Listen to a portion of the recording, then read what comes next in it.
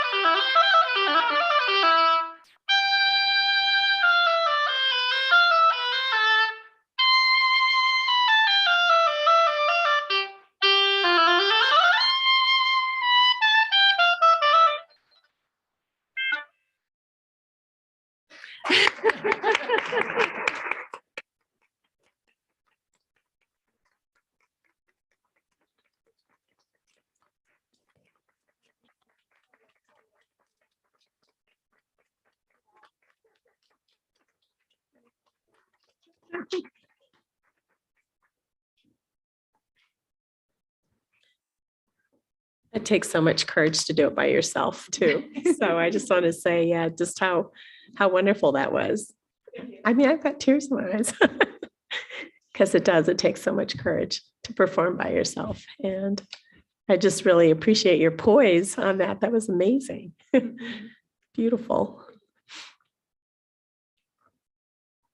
So, Madam President, board members, and Dr. Blakey, you will hear from her in a little bit. She'll introduce herself. And so get to meet her in person, not just enjoy her playing. Great.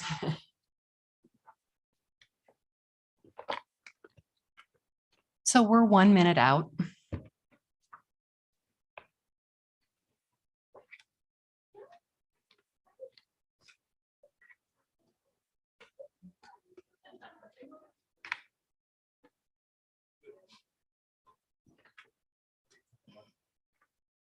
So, Madam President, it is 5 o'clock. Mr. Gonzalez, you are recording, so I assume you are ready. Yes, ma'am. Recording, streaming, and closed captioning is on.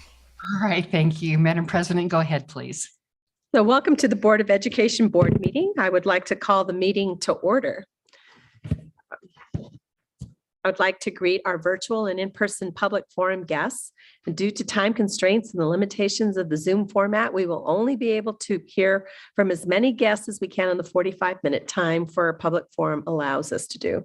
The guests who signed up to speak virtually are in the waiting room and can hear, and depending on the device used, see the meeting. The guests who signed up to speak in person are here with us in the boardroom. And when we get to public forum agenda item, your name will be called in the order it was received. And for the virtual guests, the Zoom meeting host will bring you into the main room to speak for 1 minute. Please turn your camera and microphone on.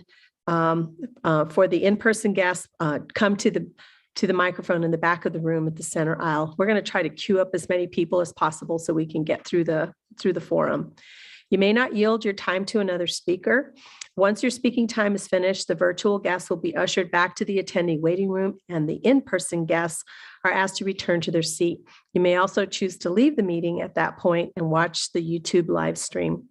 At the end of the public forum segment, we will continue with tonight's agenda. And if you did not have a chance to say everything you would like to please email the board members at boarded@aps.edu or call us at 505-880-3729. Tonight, we're also using a closed captioning feature. The captioning will also be visible on the YouTube live stream. For those speaking during the meeting, please speak clearly so the closed captions are as accurate as possible. So now would everyone in the boardroom please stand as you're able and join in the Pledge of Allegiance. Pledge allegiance to the flag of the United States of America and to the republic for which it stands, one nation, under God, indivisible, with liberty and justice for all. Juro fidelidad a la bandera de los Estados Unidos de América y a la república que representa una nación bajo Dios, indivisible, con libertad y justicia para todos.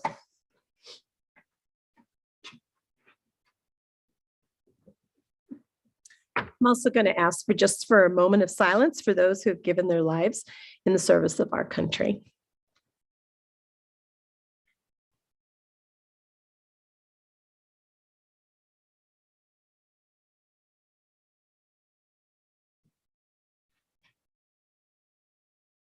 Okay, so Ms. Yeager, may I have a roll call, please? Danielle Gonzalez, Barbara Peterson. Here. Crystal Tapia Romero. Here. Josefina Dominguez. Here. Peggy Miller-Aragon. Here. Courtney Jackson. Here. Yolanda Montoya Cordova. Here. So Board of Education meetings will be hybrid meetings with community members and public forum speakers having a choice to attend in person at the John Milne Community Boardroom or virtually at www.aps.edu. Presenters and recognition guests will attend virtually. Public forum, either virtual or in person, is part of the Board of Education meetings on the first and third Wednesdays of the month. And regardless if public forum speakers attend in person or virtually, all speakers must sign up for the public forum on the APS website the day of the meeting and before the start of the meeting. Please be sure to visit the APS website to check the agenda.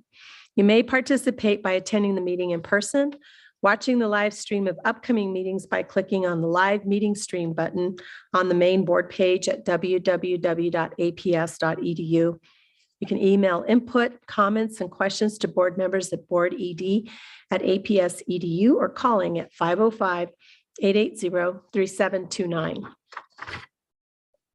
So our first item for consideration and action is adoption of the November 2nd, 2022 Board of Education meeting. I can't believe I just said that. November 2nd, 2022 Board of Education meeting agenda.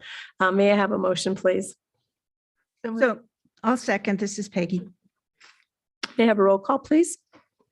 And just for the record, that was Board Member Peterson who made the motion and Board Member Mueller Aragon who made the second. That's correct. Danielle Gonzalez, Barbara Peterson, Yes. Crystal Tapia Romero, Yes. Josefina Dominguez, Yes. Peggy Mueller Aragon, Yes. Courtney Jackson. Yes. Yolanda Montoya Cordova. Yes, and now Board Member Jackson will lead us in the recognition of students and staff.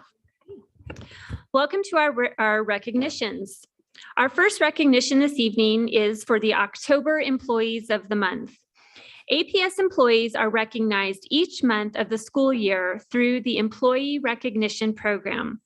Anyone can nominate one of APS's 8,000 employees, such as counselors, nurses, IT techs, bus drivers, educational assistants, custodians, cafeteria workers, secretaries, and coaches.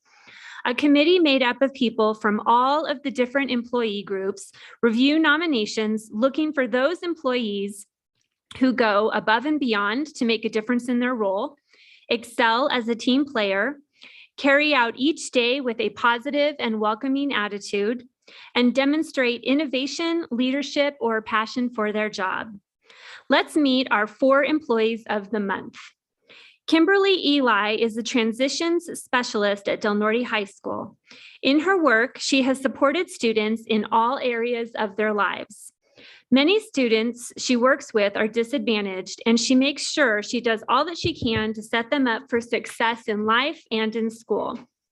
Kimberly is caring, compassionate, a hard worker, understanding, and someone students look up to, trust, and confide in.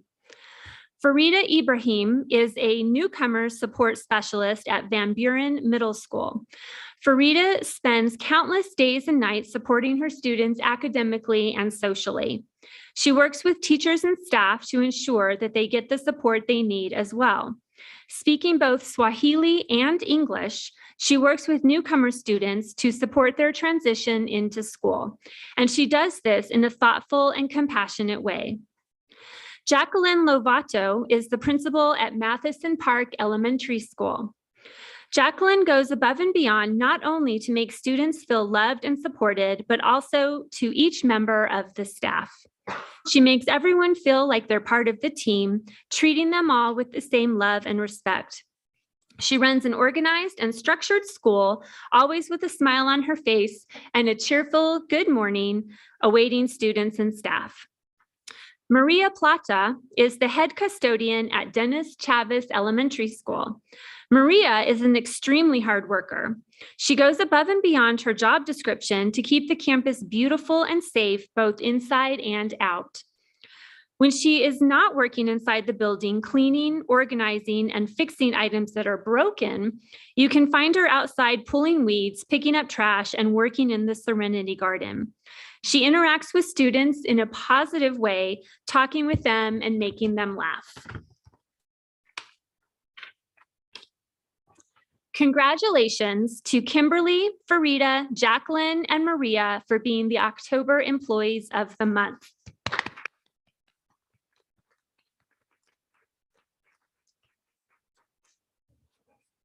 Our next recognition is for Casey Reed Cadlick.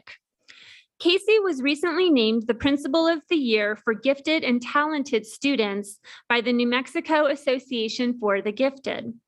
Casey was chosen for this award because of her commitment to the Gifted and Talented program and to its students. She was also chosen for her support of teachers and enabling the program at Inez Elementary School to grow and flourish. Casey was honored by the association at a conference on October 15th. Congratulations, Principal Reed Cadlick. Thank you for all you do for our children.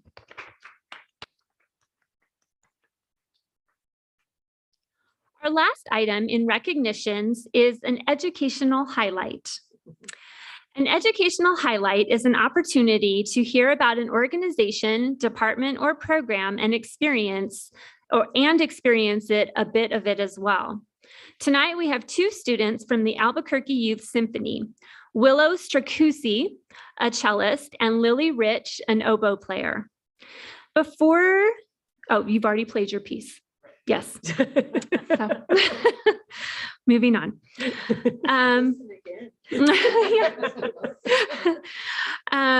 Okay. Could you please share about the Albuquerque Youth Symphony?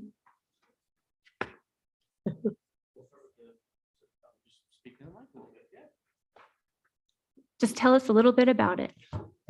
Hello, my name is Lily and I go to Cibola. I've been playing oboe for 7 years. I've been in AYS for 6 and I really love it. I was a drum major in my marching band and I play saxophone. So music is a pretty big part of my day-to-day life. And I really love getting the experience to go play with different people in an orchestra every week. And music has made a huge impact on me. I'm excited to continue playing through college. Nice. Hi, I'm Willis Jacuzzi. I play the cello and I'm a senior at both the Cueva and Academy High Schools. I've been in the Albuquerque Youth Symphony since 4th grade and I have just loved every second of it. I get to play so much fun repertoire and I get to meet so many new people. And the Albuquerque Youth Symphony has been a big part of me deciding to also play music in college. Nice. That's great. And Willow is also a recent soloist with the New Mexico Philharmonic as part of our kind of partnership with that too. So she would have played for an audience of all those 4th and 5th graders. So I'm Dan Whistler. I'm the music director of the Albuquerque Youth Symphony program. And other than the students here to my left, I'm also joined by Norlin Blocker Price, who is our executive director. And it's just so great to be here and speak with you guys just very briefly today. Thank you so much for the invitation because APS is so important to us historically and in the present. It's baked into the DNA of our organization dating back to 1955. So we've been around for a long time, and that's really because of APS. And there's also some great current things going on as well. We've recently reinstated our private lessons program to give our enrolled students who don't have access to private lessons on their instruments, to help them grow and succeed. And we're also very excited to have recently just added a new ensemble to our program called the Elementary Strings Project, which is to give 4th graders and 5th graders the orchestra experience if they're just completely new to the instrument. And so especially thanks to Gina Rosinski and the APS Fine Arts Department for helping support those students in need to help them get them in that program. So that's just been a really exciting thing that we just started this last spring and we'll be continuing to do so. So we now have a pipeline starting in 4th grade all the way through seniors in high school like these two. So really exciting with that. And there's also a little like a flyer, kind of a voucher for you guys if you want to come to a concert for free. The dates are listed on there, which is great. If you're listening either at home or behind me, you can also check out our website for all that information. It's aysmusic.org. And you can see all those concerts. We have a lot of stuff coming up, very exciting, but too many to list here. So check that out. And we also have some availability on our board. So if anyone's interested in that, feel free to hit us up with that as well. So thank you so much for having us. It's a pleasure to come out. And I would say play, but I didn't play. So, but thanks for having us. It's been great. Yeah, Oh, thank you. so Thanks for much. coming. Yeah, so thank Willow and Lily, thank you so much for sharing a little bit about yourself. And Dan and Norlin, thank you for everything you're doing to bring music into the world. It's a very important aspect of what we do. So thank you for doing that. And that concludes our recognition. So board members, will you join me in showing a final sign of appreciation for all of our recognitions? These recognitions will be displayed on the Board of Education recognition webpage, and I encourage everyone to check it out.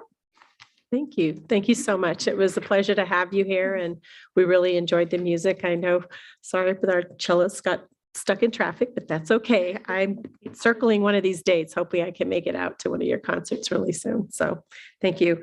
Our next item is we do have a jam-packed room and we've got a jam-packed agenda. So we're gonna keep moving along. So our next item is public forum, and Secretary Jackson will also lead us through that. I want to welcome our public forum guests who are in the attendee waiting room and in the board room.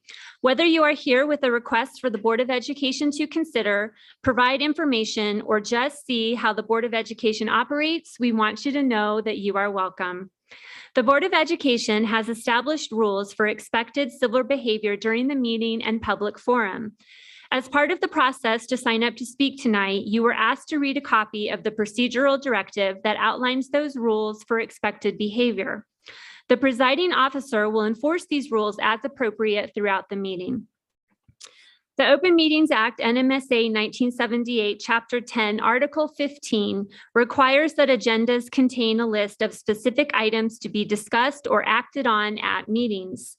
Due to these rules, public forum is not a dialogue with board members.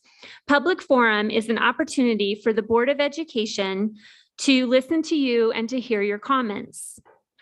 In just a few minutes, your name will be called in the order it was received.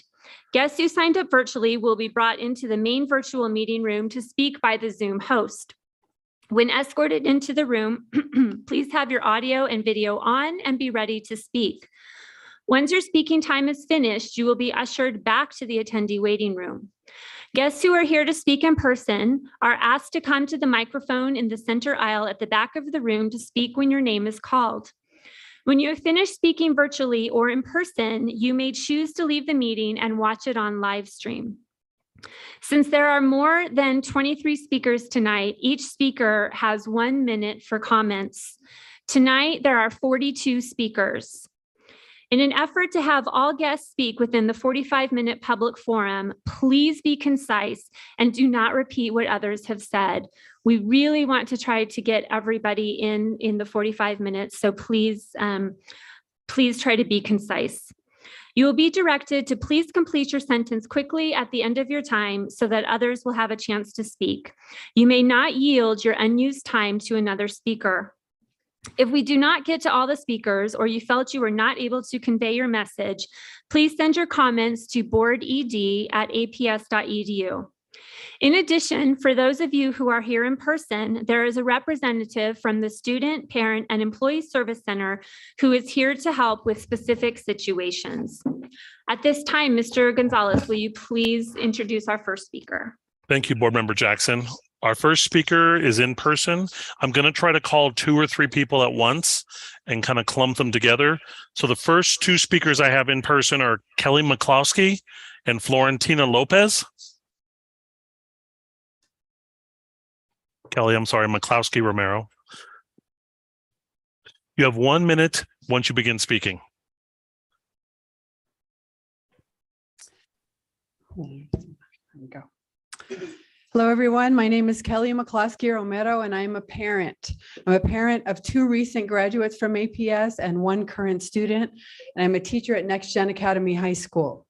In my experiences at Valle Vista Elementary School, John Adams Middle School, West Mesa High School, and Next Gen Academy, where I've been running a successful parent involvement program since 2017, I have experienced meaningful and authentic parent involvement. Meaningful and authentic parent involvement is parents feeling welcome and aware of what's happening at the school and feeling involved in it. It is not parents controlling the curriculum that teachers have established. Meaningful and authentic parent involvement is parents knowing the school, feeling comfortable, knowing that their student is safe at school.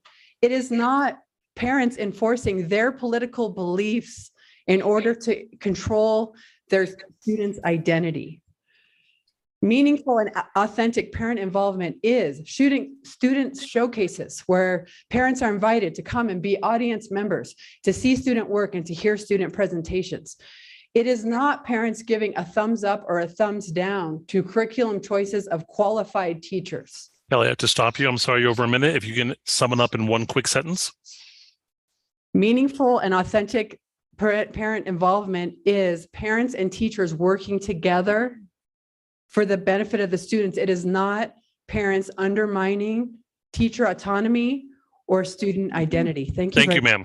Thank you, ma'am. Our next speaker is Florentina Lopez. Florentina, when you begin speaking, you'll have 1 minute. Good evening, Chairwoman, members of the board. Once again, I am here in your support for student discipline. It is getting worse ever since we came in here the last time. I'm going to let you know a little bit after the news media hit out that Mr. Elder came out and saying that we can't do nothing to these kids. Basically, it was a slap in the face to us. As bus drivers, we're getting abused every day on a daily basis. Just recently, right after this, I was accused by a child of pulling her hand and grabbing her and yelling at her, which I've been driving for 38 years and I not once touched a child. I want to invite each and every one of you guys. I wish I could have sent you guys a video, but I can't. I would like to invite each and every one of you guys to go to our transportation department, ask them to view the videos. I have dates that I will give you and I'll email that to you guys. That's where you guys can go see what we are going through. Because right now it seems like nobody's believing anything we're doing. Thank you. Thank you, ma'am. Our next speaker is virtual. I'm going to start with Joan Newsom. Joan, are you there? Yes, can you hear me? Yes, ma'am. You have 1 minute once you begin speaking. Okay, my name is Joan Newsom. I teach at Albuquerque High, which I love to do. I'm a nationally board certified teacher, which I've been for 15 years. In my 25 years of teaching for APS, I've found that APS's policy of encouraging parent involvement has been more than adequate. APS's policy has been to involve the parents in the schools. Parents can visit their child's classroom. They can question the grades. They can ask the teacher about what the child is learning. Their family nights, they can participate in the instructional council. So there is like no need for a new proposed parents' rights and responsibilities. What we have absolutely works. And I would say that freedom is such an important value for me, maybe because my own parents grew up in the 1930s in Nazi Germany, and they saw freedom erode for everyone. So I question why this parents' rights and responsibilities is being proposed. There's no need for it. And I question whether there is like one group's agenda that wants to be imposed upon the rest of us. Thank you. Thank you, Joan. Our next speaker is virtual, but before that, I wanted to call Laura Burnick and Sarah Jane Allen, and they'll speak directly after Katrina Garcia Spillman. Katrina, if you could unmute yourself. There you go. You'll have 1 minute once you begin speaking. Katrina. All right.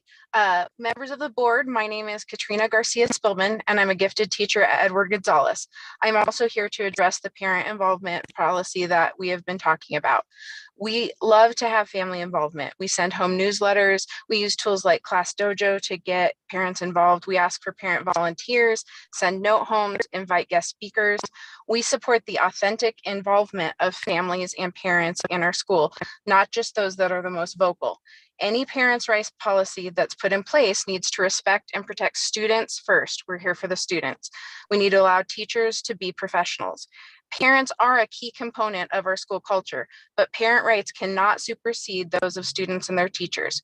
We must work in partnership with each other and not restrict curriculum based on individual family bias or belief. Thank you, ma'am. Our next speaker is in the room, and her name is Laura Burnick. Am I saying it wrong? I know I am. I'm sorry. When you start speaking, you'll have 1 minute. Hello, my name is Laura Boryanik, and I am a junior at Next Gen Academy High School. I identify as queer and use the pronouns she, they, and am president of my school's Sexuality and Gender Alliance Club, along with a member of the Super SAC. For those of you who don't know, this fall month we just entered is Transgender Awareness Month. However, this does not make it a parent's right, let alone responsibility, to be aware and in control of their child's identity as they find themselves in a school environment. Parents want what's best for their kids, but if you hold them too tight, they will never truly find themselves, let alone survive on their own in college. This new rule is a danger because it causes them to conform into a box we keep telling them to think outside of, that parents keep trying to regulate the boundaries of. Parents, let me ask you this.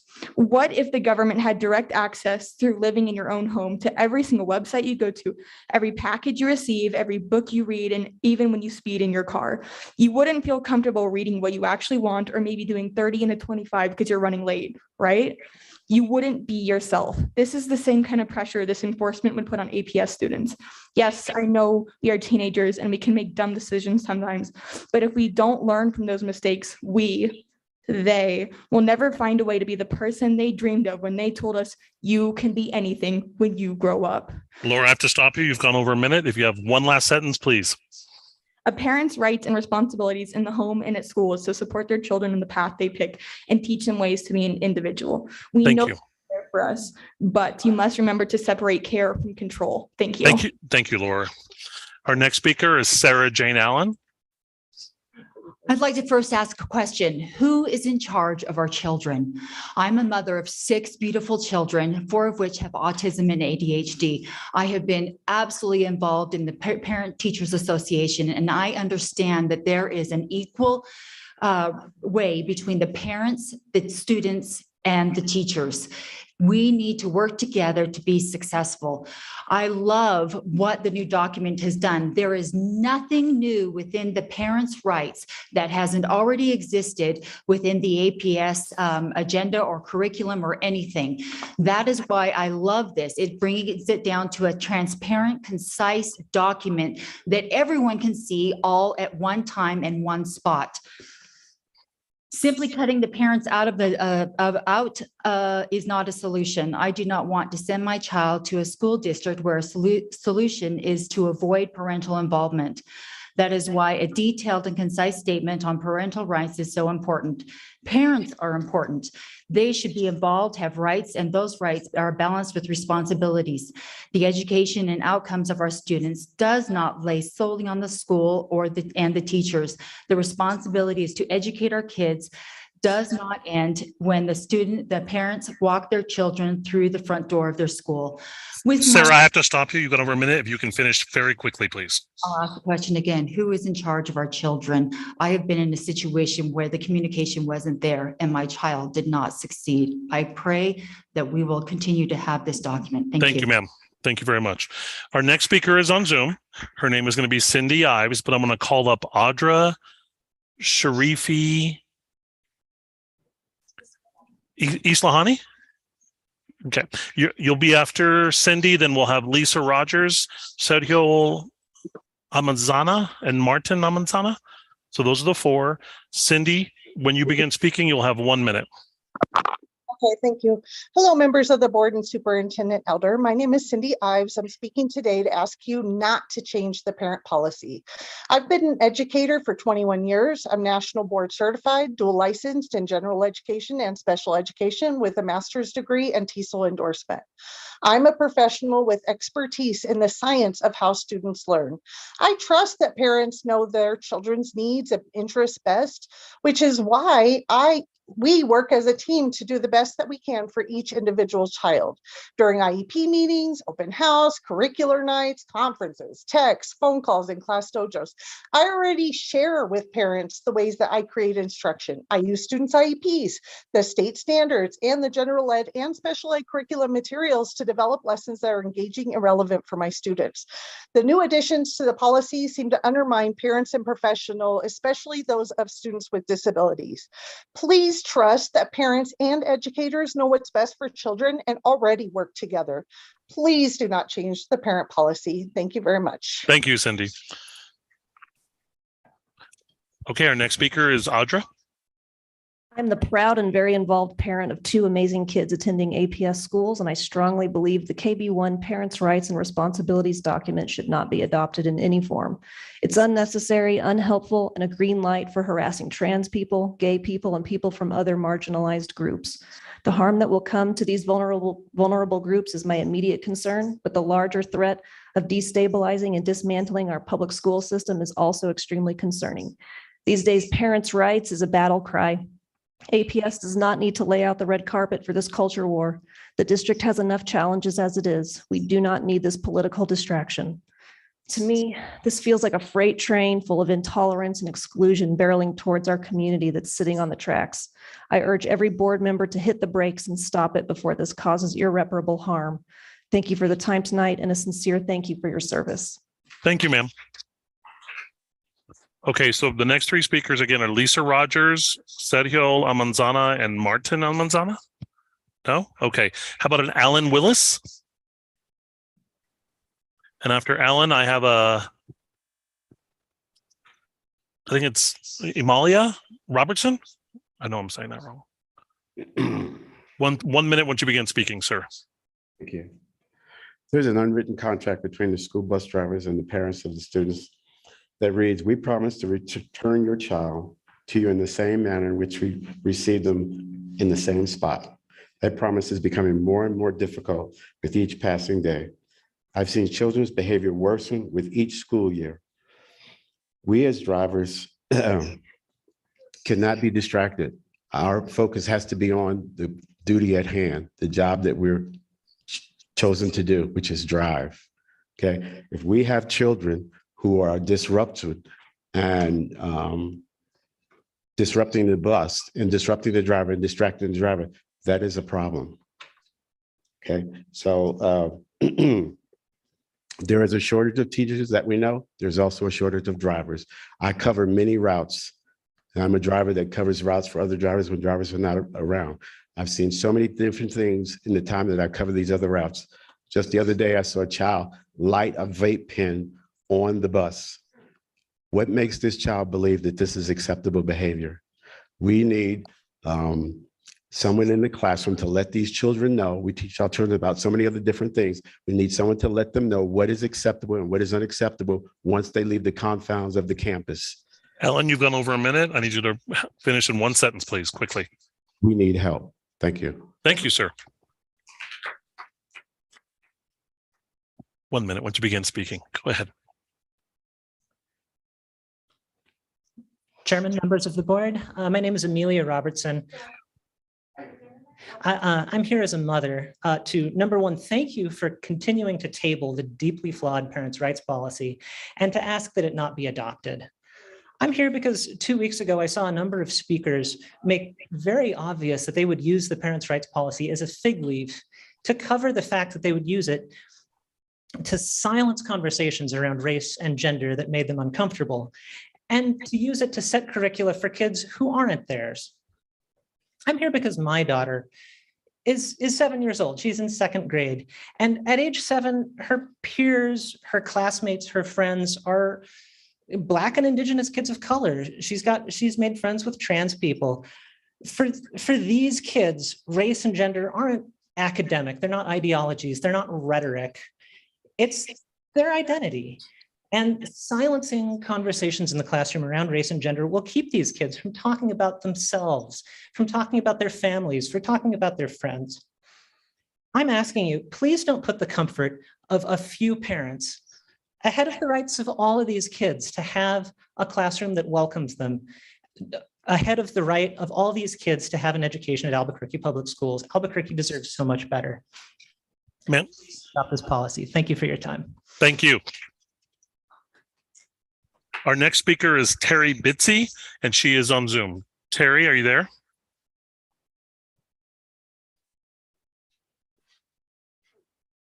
Okay, I'm going to skip that one and try to come back. The next speaker is in person, Damon Carbajal.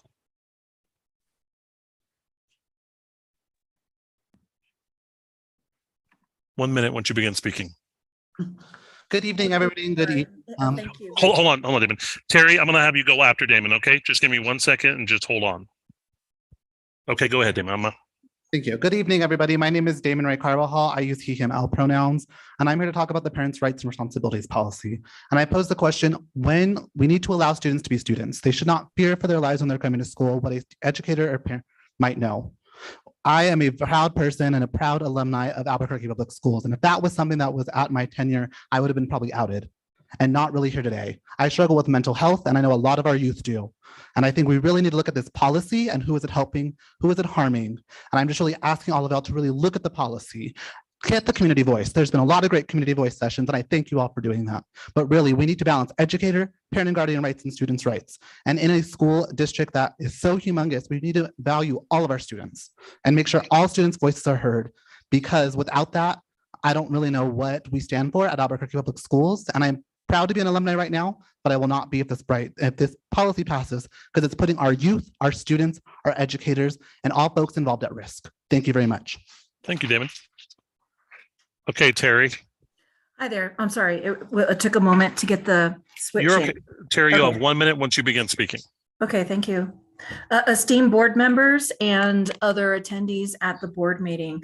I'm Terry Bitsy. I identify with she, her pronouns. I'm a single mother of a gay student, an APS dual language teacher, a Diné person from Duwajibitro in Navajo Nation, and a BI educator who is active in supporting my gender diverse, non-binary, and LGBTQ plus identifying students as a safe zone coordinator at Alamosa Elementary. I am active in Glisson, New Mexico, and care very, very much about supporting all students to feel safe and secure within all learning spaces. Some of the items that are in this proposed parental rights policy are an attempt to deny students the privacy to be out at their school, and it would require someone like me when it says to open up all social support plans that are viewable by parents. It would require me to be able to, that I would be required to out my students and to provide that information to parents.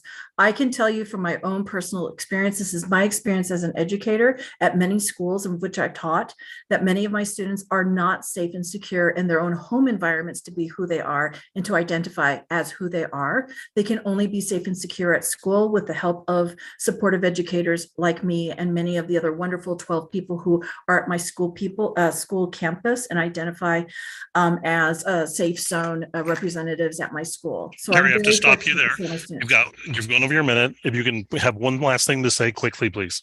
Okay, thank you. I'm very concerned about the language that is in this proposed policy, and I urge you to really consider what the items are and actually do your research and protect all students to feel safe and secure in all schools. Thank you. Our next speaker is Candace Yanez, followed by Ruben Apodaca and Tori Iverson. Candace, you have 1 minute when you begin speaking. Yes, hi, I'm Candace. I am an educator, a mother, and also a proud Safe Zone rep from my campus. So I'm talking about the parental rights policy changes. There's no good or anything altruistic about the policy changes. And it has the danger of outing our LGBTQ students, but also putting a lot of our LGBTQ teachers in danger. The parental policy revision does have very vague language, and there are a lot of changes, such as curriculum being reviewed by parents, teachers' code of conduct, vague language. It's too vague. So if a teacher is LGBTQ, will that vague language be twisted to say they aren't good role models? This policy is a big threat to both LGBTQ students and teachers. We won't accept it if it's passed. We have real parental rights, and what is being described in this policy revision feels more like a political attack on educators and students. Thank you. Thank you, Candace. Our next speaker is Ruben Apodaca. Ruben, when you begin speaking, you have 1 minute. Good evening, President Montoya Cordova, members of the board. My name is Ruben Apodaca, and I drive a school bus for APS.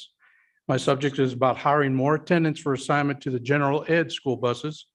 You've already heard about disciplinary issues faced on an almost daily basis by my fellow drivers.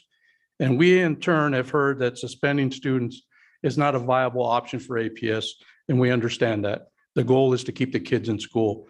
But yet I have not heard of any effective solutions to helping school bus drivers deal with the disciplinary issues. I have a suggestion, and I'm going to keep pushing it, and I think attendance on the general ed buses is a viable solution. Unfortunately, it doesn't come without cost.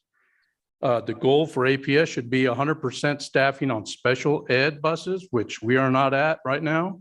At least 25% of the general ed school buses and a small number for substitute standby. So in closing, some points to consider. I think that an attendant on a bus will increase overall safety of the students.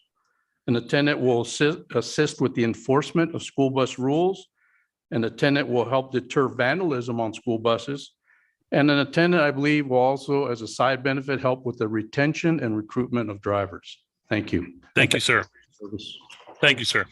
Our next speaker is Tori Iverson. Tori, you have 1 minute. After Tori, hold on. After Tori, I have Ryan Schlee.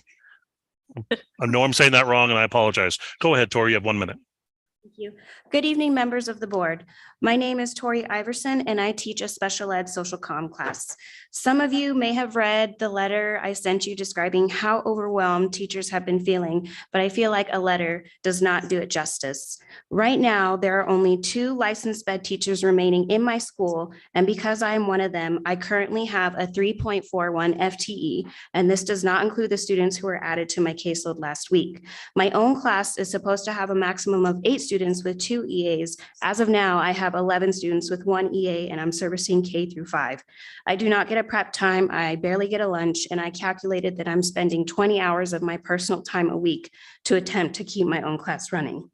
I need more time to plan decent lessons, to differentiate with 6 different grade levels, attend meetings, analyze data, grade, write IEPs, create sub-plans for the time I miss holding IEPs, conduct FBAs and BIPs, and complete the district trainings required.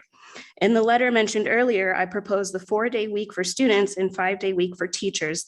It is my understanding the district is considering extending the school year and school day, but how can you do so when the teachers are struggling so much? I realize student achievement is number 1, and I acknowledge that what I'm asking is not a quick or easy decision, but I hope you will consider what I've said today when deciding the length of the school day and school year for the future of this district. Thank you. Thank you, Tori. Ryan, you'll have 1 minute when you begin speaking, sir. Thank you, board members, for allowing me to speak today. I speak to you as a teacher at Next Gen High School. I speak to you as a parent of APS students, and I'm here to speak against this policy for parents. It seems to me as a teacher, I have to deal with data, and I wonder where the data for this project and proposal came from. When I looked over the policy, there was one huge error that I saw.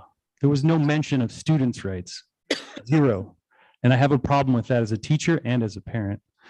I believe that students should have the same rights that parents have in terms of their education. They should be involved in the curriculum. They should be involved in what they are called, whether it's they, them, or he, she.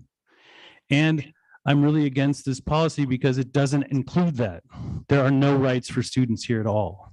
And I find that a huge error in the thinking. This policy is no good for teachers, and I don't think it's really good for parents if they're not including students with the same levels. So I'm against the policy. Thanks. Thank you, sir. Our next speaker is on Zoom, and it's Rachel Woods. Rachel, are you there? Yes, can you hear me? Yes, ma'am. You have 1 minute. Okay. I wish I had more time to address my concerns about redrawing district boundaries in a manner that disrupt the representation in the international district and the Southeast Heights, or undermining student privacy by changing the parents' rights policy. But I'm here to speak specifically about teacher autonomy.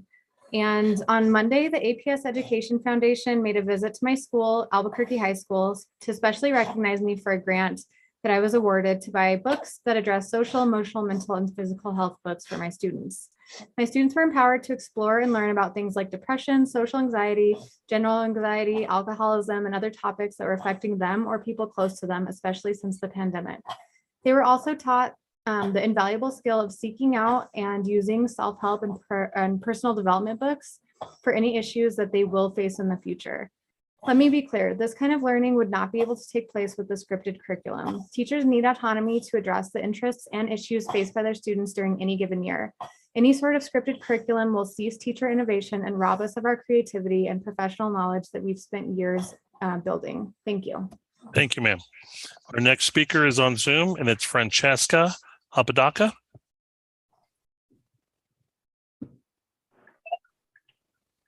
Hello, can you hear me? Yes, ma'am. You have 1 minute once you begin speaking. Thank you. My name is Francesca Apodaca, and I am a special education social worker at John Adams Middle School. and I'm also a parent of 3 teenage girls.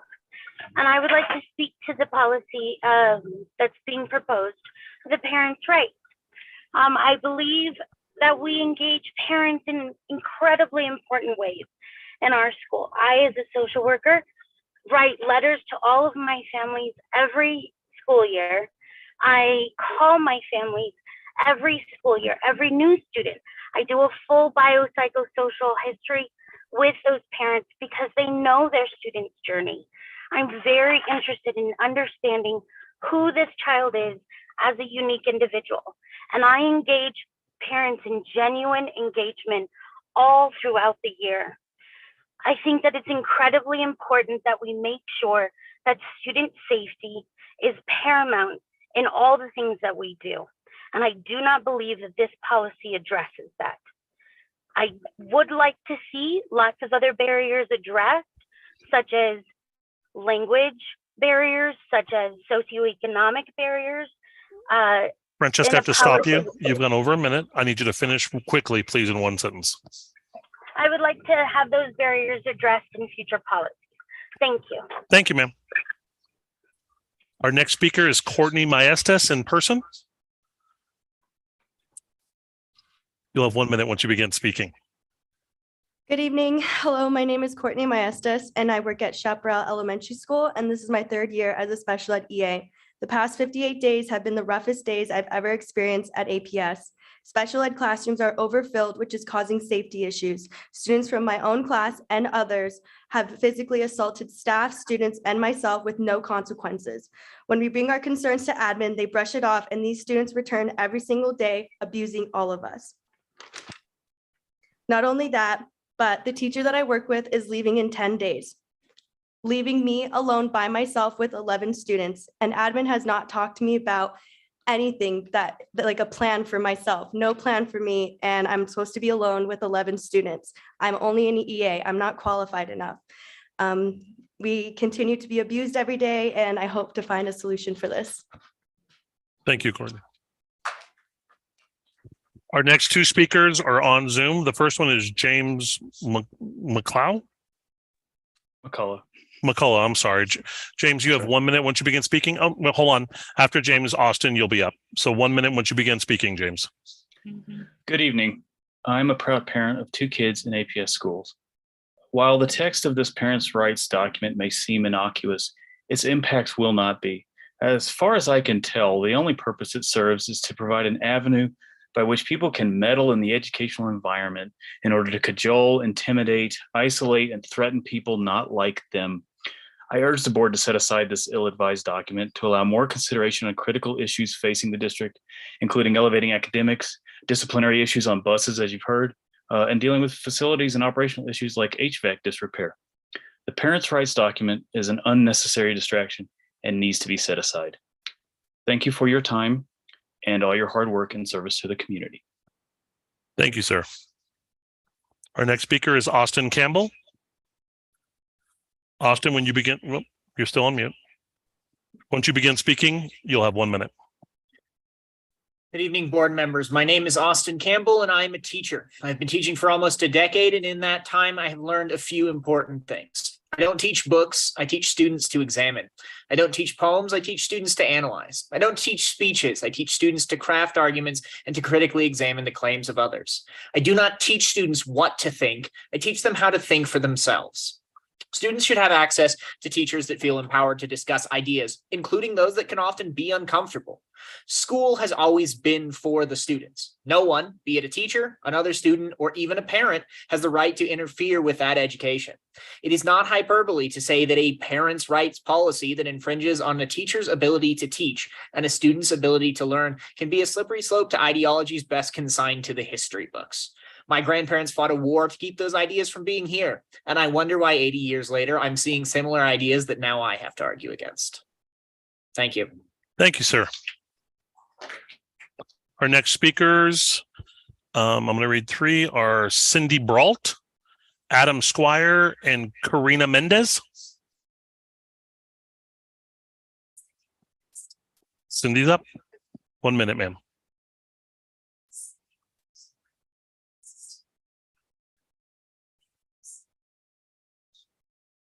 First of all, I ask that you lobby at the state level. So for a significant salary increase for your support staff.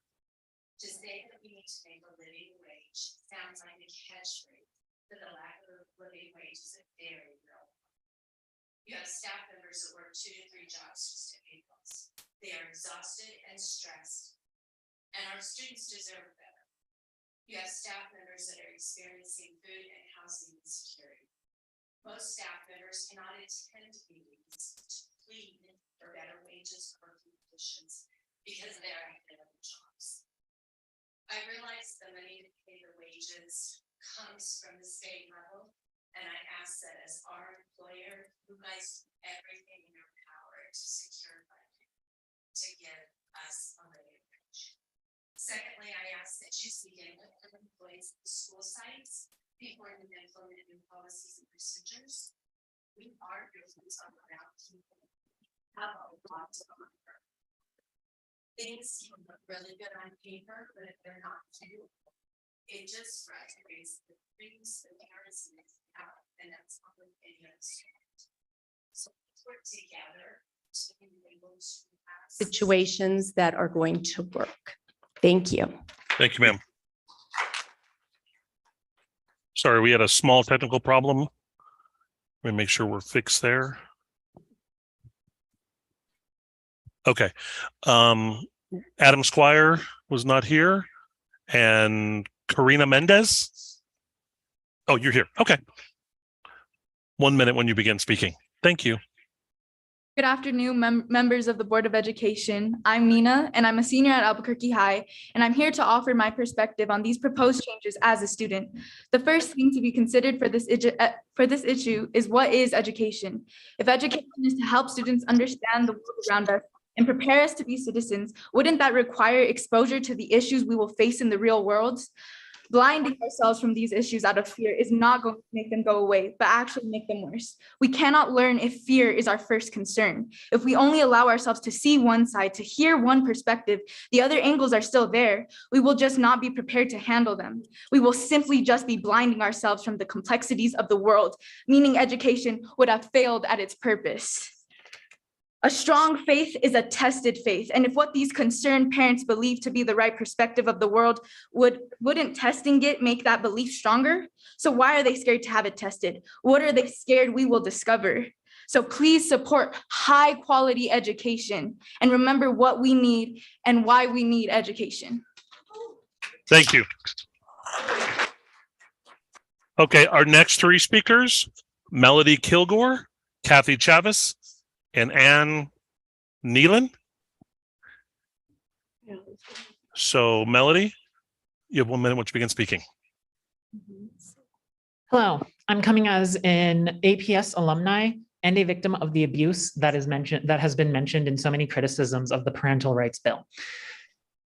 Parents have openly for years now been talking about starving their children, forcing them to do physical labor in order to, and I'm quoting from a book here, make them reconnect with their bodies. The parental rights bill is a dangerous, or the parental rights policy is a dangerous policy for this reason. It empowers these parents to pry into their students or into their children's lives and find the things that they will use to justify this abuse. Thank you. Thank you. The next speaker is Kathy Chavez. Good evening, Madam Chair, members of the board, Superintendent Elder. I want to take a point of personal privilege to congratulate Madam Chair on your Woman of the Year award from Emerge. So deserved. Thank you. I was present when you gave your speech and found it very profound. The statement you made of growing up in your community and always hearing it was less than the rest of the city. That really hit home for us, the classified employees in APS. We feel this way a lot. We need your support to help change this narrative. Just because we are not certified, we are professionals in our own rights. Please help us cross that river and make us proud of the roles we have in APS and that we matter. Thank you. And by the way, that EA that just said her teacher is leaving in 10 days, that's number 4 teacher that has left that same classroom. Thank you, Kathy. So our next speaker is Anne Nalen. Nalen, thank you. When you begin speaking, you have 1 minute. Okay. My name is Anne Nolan, and I use she and her pronouns. Thank you for the opportunity to speak to the board. I was an educator for over 30 years and a retired university professor for many of those years. I'm also an APS parent, and my son graduated from Albuquerque High. Lastly, I sit on the New Mexico GLSEN board. I've been concerned about the proposal to change the policy and the reasoning for a change and the hurry to get it passed in a prior meeting. And people's attendance seemed to lead to some pointed and negative language from a member of the board and from the Albuquerque Journal. I am not a political sideshow, nor were the various people, mostly young people, who made the time to attend the meeting to learn the board's goals. Sometimes as parents, we don't always know or understand our children. And sometimes parents don't want others to know what is going on in their homes. Sometimes when a child is beginning to identify as LGBTQ, parents are angry and think the school did something wrong, or the counselor is not doing what they want to fix the child. So far, teachers and counselors have done a pretty good job for our children. We all want to protect and honor our students. I have never heard a counselor disparage parents, nor suggest that children did not need to communicate with their parents, as have been talked about at the prior meeting. And I have to stop you. I'm sorry. Can you finish your thought in 1 sentence? Let's pull back and let the existing policy continue to work for all of us, including new members of the Albuquerque School Board. Thank you. Thank you. Our next speaker is Jason Santos. After Jason, we'll have 2 people on Zoom. Jason, go ahead. You'll have 1 minute. Hello, my name is Jason Santos. I am a substitute teacher here in Albuquerque Schools. I'm recently moved here from Florida, where a similar sort of parental rights bill has passed.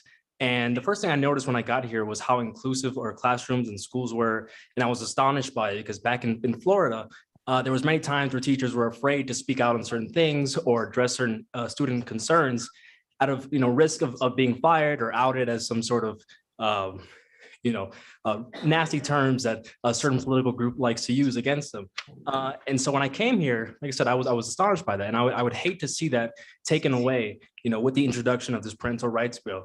I think that students deserve some autonomy. They deserve to have a safe space, and schools can be that space for them. They need someone to speak to. They're going to be dealing with issues, and sometimes they're not going to talk to their parents about it. So we need, guidance counselors and teachers to be there to offer support. A lot of these students come from homes where their parents are antagonistic towards them, and so they need that outlet to be able to express themselves. So I hope that the board considers the implications of passing this, parental rights bill, and that we keep our students in mind. Thank you. Thank you, sir. Our next speaker is on Zoom. His name is Joseph Turner. Mr. Turner, you look ready. You'll have 1 minute once you begin speaking. Thank you. Good afternoon, and thank you all for your dedication to the community. I use he, him pronouns. I'm speaking today regarding the District 6 elementary schools boundary in the East Mountains. I live in the East Mountains, and I've noticed a map line within the district that contains the Paco Golf area, Sandia Knolls, and Sandia Park neighborhoods for San Antonito Elementary, whereas A. Montoya Elementary serves the Tijeras and Cedar Crest areas all the way down to Chilili, New Mexico. This split has ended up in a largely non-Hispanic Caucasian population in the San Antonito school, whereas A. Montoya houses the bulk of the Hispanic student population for the East Mountains. For example, Sandia Heights appears to report a total of 13 Hispanic persons. That's not percent, that's persons in that entire region. Cedar Crest, for example, on the other hand, contains well over 100 Hispanic persons and families, all of whom are assigned to go to Montoya Elementary as opposed to San Antonito. I wanted to bring this issue to your attention and ask for this board to consider changing these maps to allow for a student body that's reflective of the whole East Mountains community for both schools. Thank you all very much, and have a nice rest of your day. Thank you, Mr. Turner. Our next speaker, I need to make sure that Catherine McGill. Okay. Our next speaker is Victor Ortiz on Zoom. You have 1 minute, Hello, sir. good afternoon, everyone. We're good? Yeah, 1 minute. Okay, so hi, everyone. My name is Victor Ortiz. I teach over at Albuquerque High. I've had 3 kids who've gone to Albuquerque High and graduated a couple of years ago. So my main focus is on the teacher autonomy aspect of it. So teacher autonomy can better serve students. Students feel when a teacher doesn't love what they do, and that dynamic digs deep. Teacher autonomy is undeniably a major factor in teacher sustainability. When a teacher feels ownership in what they do, they're more motivated, at peace, and overall driven in their practice throughout the school year. This means students get what they deserve each day, a teacher who has thoughtfully planned a unique classroom experience and is eager to follow through with it. When teachers are handed lessons to internalize, implement, education as a whole becomes more of a compliance for both teachers and students. This is arguably the most damaging classroom dynamic for students. Classrooms should be a place for discovery for both teachers and students, with teachers facilitating critical thought and students trusting that teachers are there to foster them. With a healthy amount of teacher autonomy, students are more likely to feel like their teachers are there to teach, not implement or comply. Thank you. Thank you, sir. Okay, our next speaker is Bernadette Hardy. After her is Kim Obregon. God, I had that one. And the last one, or the next one after that is Casey Peterson. You have 1 minute, ma'am. Hello, everybody. My name is Bernadette Hardy. I'm a parent and also part of the APS redistricting committee. There are serious issues with the map that's being pushed through right now. They said it was E2 and E3, but it's basically just E. So this goes against the Voting Rights Act. We are 45% or more Hispanic and need to be represented as such.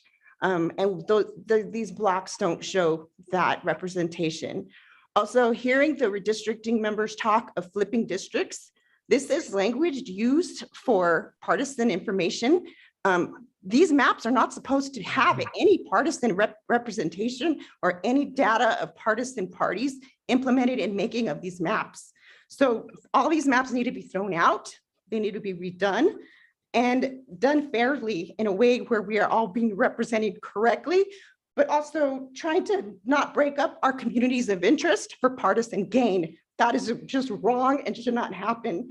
So that's all I need to say. Thank you. Thank you, Bernadette. Kim, you have 1 minute once you begin speaking. Good evening. My name is Kim Obregon, and I was a non-voting member of the APS redistricting committee. More importantly, though, I represent the voice of the community in District 4. Our communities of interest are relational in District 4, as we share common challenges related to the unhoused, embrace each other's strengths, and most importantly, share the same passion for the preservation of our diverse community and the well-being of those who reside there. I'm asking the board to consider that just because there are socioeconomic similarities with the neighborhoods being absorbed by District 4 in concepts E2 and E3, that does not necessarily mean that we are communities of interest. Packing people of similar low socioeconomic status together in a district does not strengthen their presence and voice, it weakens it. The neighborhoods beyond I-40 are a valuable voice among the community and districts where they currently reside and are a diverse voice that brings balance to their communities.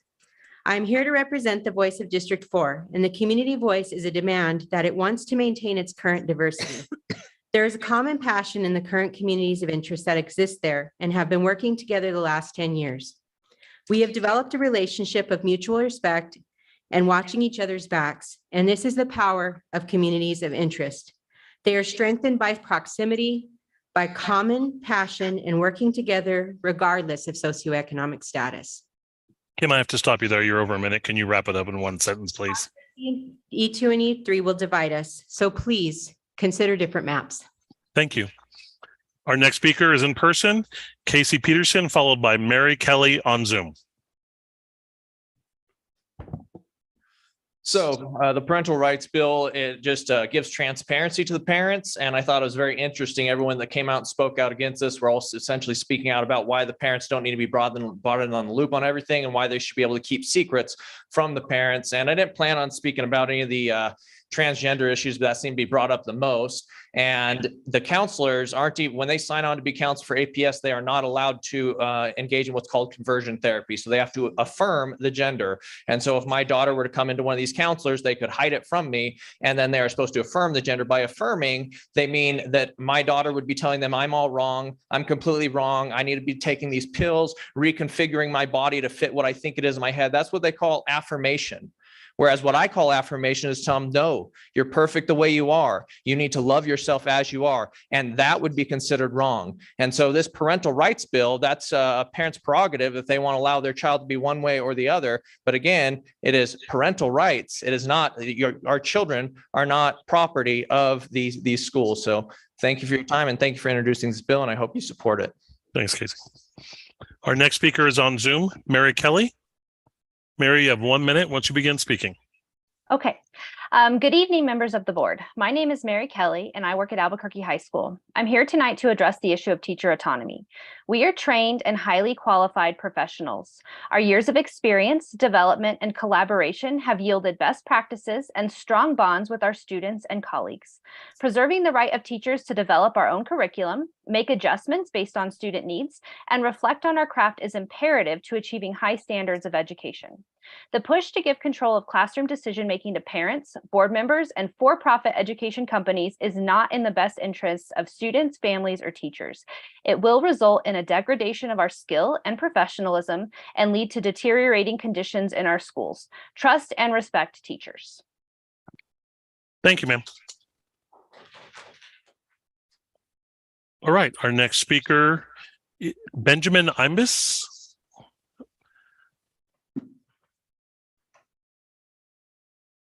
You have 1 minute.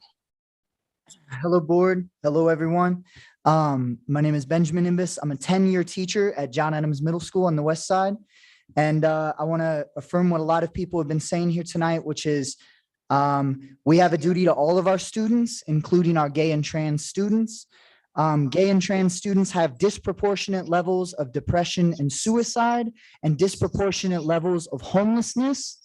And that's because, unfortunately, not all families are supportive and accepting. Youth work through these questions. Youth should be able to talk through these personal questions about their identity with a trained adult, not who's converting them or whatever, but who can affirm their feelings and help them work through these questions without the fear of being outed to their parents or kicked out of their home for not being ready, being outed before they're ready to come out. You have a duty to do what's best for all students, including our gay and trans students. You don't have a duty to a loud, bigoted political minority. Thank you. Thank you, sir. Our next speaker is Kip Bobroff. Good evening. First, I need to correct. I'm not here on behalf of Albuquerque Interfaith. I am here as an La Mesa Presbyterian Church. That's why I have an interest in the National District. But I'm speaking capacity tonight, as neither the church nor Albuquerque Interfaith have had a chance to engage around the districting. And I have been involved in work on behalf of APS years, especially as it relates to growth issues. And the board confronted it. I urge you to consider map A and have the EMAPs. The reason being is that the EMAPs give disproportionate to the areas on the west side of Albuquerque at the ends of the International District. We divide the International District, split up neighborhoods, and inequity in our political system is created. We shouldn't be using the redistricting process. More power to the west side. Mr. Barber, if I have to stop you there, you are cutting in and out, so I gave you a little bit extra time, but I need to stop you and have you wrap up in one final sentence, please, quickly. Board to consider map A. Thank you. Thank you, sir. And our last speaker tonight, if they're still here, Lisa Rogers. Lisa, when you begin speaking, you have 1 minute. Good evening, board members. 2 weeks ago, we spoke about student accountability on the bus and possibly creating some sort of progressive discipline so that we don't have accidents and problems on our bus with behavior. Recently, I had a parent board my bus after running my stop arm and cutting me off because she was not happy about something. Within that student accountability, we also need parental accountability. So I'm not about disciplining parents, but unfortunately the child would end up being part of that discipline for a parent that boards the bus, which is actually a felony. So we can't have parents acting out of control, getting on the bus and screaming with their finger in your face about what they don't like. So we're having a lot of problems. There's not a lot of solutions being given. So hopefully when we have our union meeting this Saturday, we'll be able to come up with some of those solutions to present in the next 2 weeks. Thank you, ma'am. And board members, that's all I have for public forum. Thank you. I want to extend gratitude to everyone. We went ahead and used the time so that we could get everybody in. And I just really appreciate the cooperation of everyone because we were able to move quickly and so that we could honor everybody's time and their ability to speak tonight. And also, Sal, I just want to give you a big high five. You ran that beautifully. So thank you. All right. So we're going to go on with our agenda. And our next item is the superintendent's report. And Dr. Blakey is sitting in for Superintendent Elder. So Dr. Blakey, you have the floor. Should we put a minute? Yes. Good evening, President Montoya, Cordova, board members, community members, and staff. And actually, thank you for honoring the voices this evening. And I will cut this report short in the interest of time too, because I think you learn more from listening to everybody this evening than you will from some of my remarks. So tonight you're going to hear a presentation from the Redistricting Committee on its recommendations for the APS Board of Education voting districts. In addition, you'll be asked to consider the work being done on the community listing sessions. Before that, I'll tell you quickly about some of the things that are happening around the district this week. November is Native American Heritage Month, and about 5 of APS students are Native American descent. These students are from more than 100 American Indian Alaska Native tribes. Our Indian Education Department helps to connect the growing urban population of Native American students with their Native culture and traditions. Classroom and resource teachers use multisensory and differentiated instruction and Indigenous evaluation and assessments to empower and strengthen student self-esteem and academic skills. A big thank you to our Senior Director, Philip Farson, and for the work he and his team do for our students. Last week, Tuesday, October 25th, the Office of Innovation and School Choice held the annual School Choice Fair at Bonifacio Professional Development Center. All 20 APS magnet schools and other APS departments showcased all the APS has to offer. In addition, 20 APS authorized charter schools also participated. The event drew approximately 460 guests who had the opportunity to see the great work being done in so many schools. Most importantly, families could meet with schools directly, allowing them more options. In order to ensure our comprehensive schools also had the chance to showcase all of the amazing things that they do every day in their schools, each high school and their respective feeder schools hosted community events that were organized by the zone lead principals and community school coordinators. It's all hands on deck to retain and recruit students in APS. And thank you to all of the board members who attended last week's events.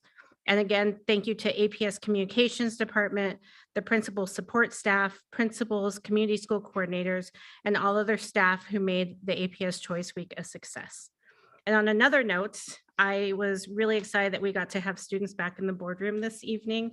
And as a former Youth Symphony alumni, it was really neat to hear them and remember kind of what music does for the students, even as an adult. So it was nice to have them back in the boardroom. So, and that concludes the superintendent's report. Thank you, Dr. Blakey. And I agree. It was wonderful to have. I wish the cello player could have gotten here, but even just that oboist was pretty fantastic. And I agree. I think it's about our students and it's about what our students are doing. So hopefully we can have our students back with us in the boardroom and we can celebrate their achievements. So we're going to be moving on to our next item on our special issues. And the first one is going to be the presentation of the 2022 Redistricting Committee's concept recommendations on APS Board of Education voting districts. This is just a discussion item. But before I hand the floor over, what I want to remind the board members of is that tonight meeting is the Board of Education is going to receive a brief high-level overview of the process and recommendations from the committee chair and vice chair, and a listing of the committee members who served on that committee and the opportunity for public input at public forum. I think we had an opportunity to hear some of that tonight. November 7th, at our policy committee, the board members are actually going to review detailed descriptions of the concepts from research and polling, after which board members will begin the board's in-depth discussion about the recommendations.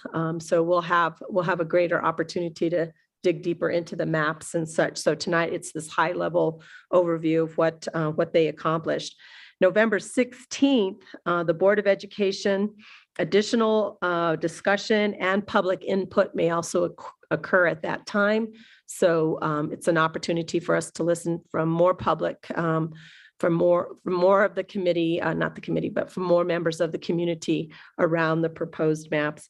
And then on December 7th, additional discussion and additional public input may occur, but that's the date that we're actually going to adopt a plan. So we still have kind of have a month here to look at all this. So let's pace ourselves in terms of the work that's before us. So Chair Mike Chavez and Vice Chair Jeremiah Ritchie from the Redistricting Committee, you have the floor. Good evening. Everybody can hear me? Yes, sir, we can. Okay. My name is Michael Chavez. I was elected to be the chair of the committee. Unfortunately for myself, the last month of October, where all the tough work had to be done, our vice chair, Mr. Jeremiah Ritchie, served as chair for the hard work that needed to be done. So I kind of refer to him as chair. I did want to just thank a few people before I turn it over to him, since he really did most of the work here. But I wanted to thank the members of the committee who served in District 1. We had Adrian Chavez and we had Mr. Frank Baca. In District 2, we had Carolina Stith and Joshua Neal. In District 3, Amanda Aragon, myself. In District 4, Bernadette Hardy and Kimberly Oregon. In District 5, we had Diana Armijo and Matt Garcia Sierra. District 6, Angie Gonzalez Carver and Letha Oman. And in District 7, we had Scott Darnell and Jeremiah Ritchie. I'd also like to thank Brittany Poss and Michael Sharp from Research and Polling for helping us out with developing of maps and whatnot. Special shout out to Brenda Yeager and the APS staff that helped us out with coordinating all the meetings and getting everything together for the committee members. I also heard through the grapevine that this may be Brenda's last day before retirement. And Brenda, take a break, get some much needed rest. I'm sure you'll enjoy it. Aside from that, I guess I would just like to turn it over to Vice Chair Jeremiah Ritchie, who like I said before, did a stellar job in my absence, and I really appreciate him being able to step up. And he's got most of the details. So Jeremiah, I'll turn it over to you. Thank you.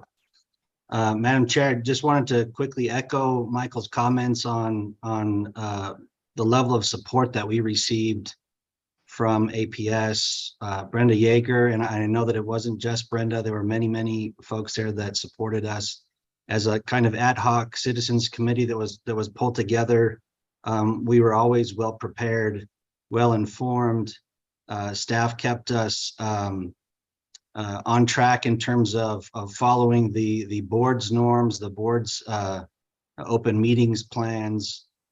They ensured that we had ample opportunity for public comment, that the materials were always timely posted and available for not just committee members, but the public as well, and anyone that wanted to go on the website. So I know that all that information is still there on the website, but I wanted to really commend Brenda and all the staff for that level of support that we had, and the efforts they made to make this I think a very transparent and open process.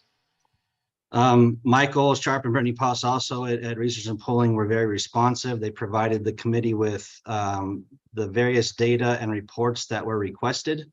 And I know that they had to work hard to accommodate some of those requests. There were at times amendments or questions that were posed between meetings or even the day of meetings, and they did everything humanly possible to provide answers to those questions and to provide any materials or drafts or changes that were requested by the committee. So again, we were very well supported, very well prepared.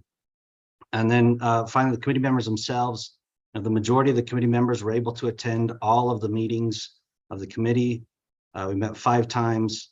And most of them were in attendance at all the meetings. I know that they made sacrifices in terms of time with family, time away from work, and various other things. They also sacrificed time in terms of preparing between meetings, reviewing the materials ahead of time.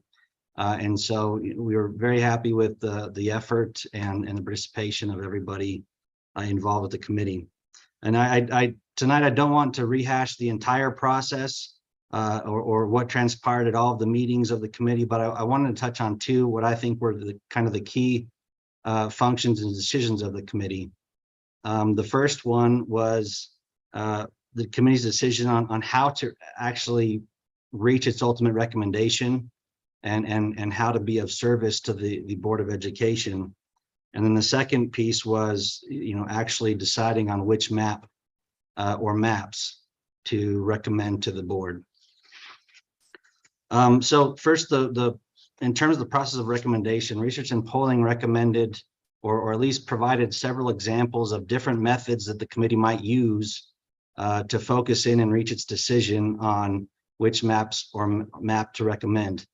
There were scoring systems, ranked voting, various means of trying to narrow that decision. And I can't tell you, obviously, I don't know the reasons for each individual committee member or why they voted the way that they voted, but my intent tonight is to try and share some of the discussion, at least, that was had around those votes, which I think shed some light on where the committee was going as a group. So in that discussion of how to reach its decision and what kind of recommendation to make, committee members talked about the fact that there was definitely an interest in transparency, and generally the committee favored individual votes. They felt that was more straightforward and more easily understood, that also was the most transparent in terms of how different representatives voted on any given map or proposal.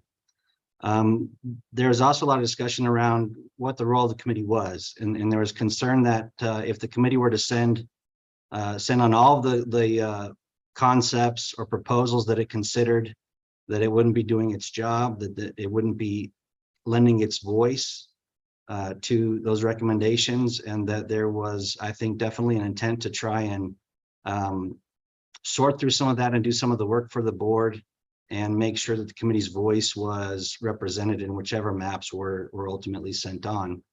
And so ultimately, there was no decision as to the number of concepts that would be submitted, but the committee did determine that it would vote on any given concept, and ultimately, any and all maps that received a majority vote by the committee were ultimately recommended to the board. And as you know, there were 2 maps that received a majority of votes. And in that final meeting of the committee, it was maps E2 and E3 that were passed by a vote of 6-1. So the second piece then, how we reached the decision of which maps and how we sorted through the data and the proposals that were given to us. Research and polling first presented on the principles of redistricting. The committee considered population. Obviously, the first task is to normalize the population after the 2020 census was taken, and to do that while protecting minority voting rights, with regard to compactness and contiguity of the new districts. And then once those 4 things, are assured to be satisfied, then the committee moved on to communities of interest and how to make that population change in a way that we felt made the most sense in terms of those communities of interest. We know that there's no way to draft a perfect map. I think the committee acknowledged, and with the input of our redistricting experts, Michael and Brittany, that these are the issues that all committees or decision makers wrestle with when they are undertaking to draw new maps. We know that if we take precincts from one district, they have to be added to another. And we also know that if we leave any district unchanged, then that means even more dramatic changes to the other districts. And so while I don't think that any committee members perhaps were satisfied with exactly how the proposals turned out, I know that there were decisions made all along the way in recognition and in deference to input from every district within APS. So I think ultimately the committee recognized that there was an opportunity to realign the population in a way that better recognized communities of interest.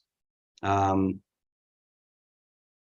a map with the least amount of change wasn't necessarily the best way to do that. And so the committee considered some maps that had less change and some maps that had considerably more change. But ultimately, I think the discussions turned primarily on that notion of communities of interest. And so what you have before you, and I believe the committee's been provided with concepts E and E2. And again, I can't speak to the individual motives or reasoning of every member, but I would like to kind of give a brief overview of the discussion and the points that were made in support of these concepts, which ultimately received the overwhelming majority support of the committee. Mr. Ritchie, this is Board Chair Montoya Cordova. So you said that what should be before us should be concept E and E. We have E2 and E3. That's correct. I'm sorry if I misspoke. It's E2 and E3. Okay, thank you. Yes. Okay, go ahead. I was just. And so what you maps and you said something different and I was like, that's not what we have before us. Okay. Thank you, Madam Chair, and please feel free to correct me throughout if I misspeak, but I appreciate that correction. That's right. It's concepts E2 and E3.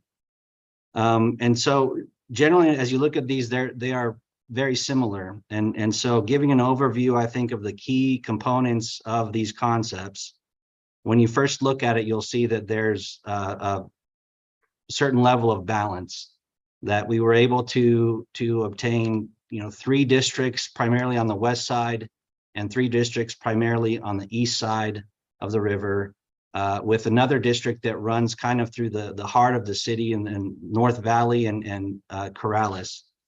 A key feature of both of these concepts is actually one that was drawn from another proposal by Research and Polling, and that's to move Corrales into District 3 from District 2. And the reasoning was that the village of Corrales has a lot more in common with the village of Los Ranchos and the North Valley than it does with, for example, Ventana Ranch in District 2.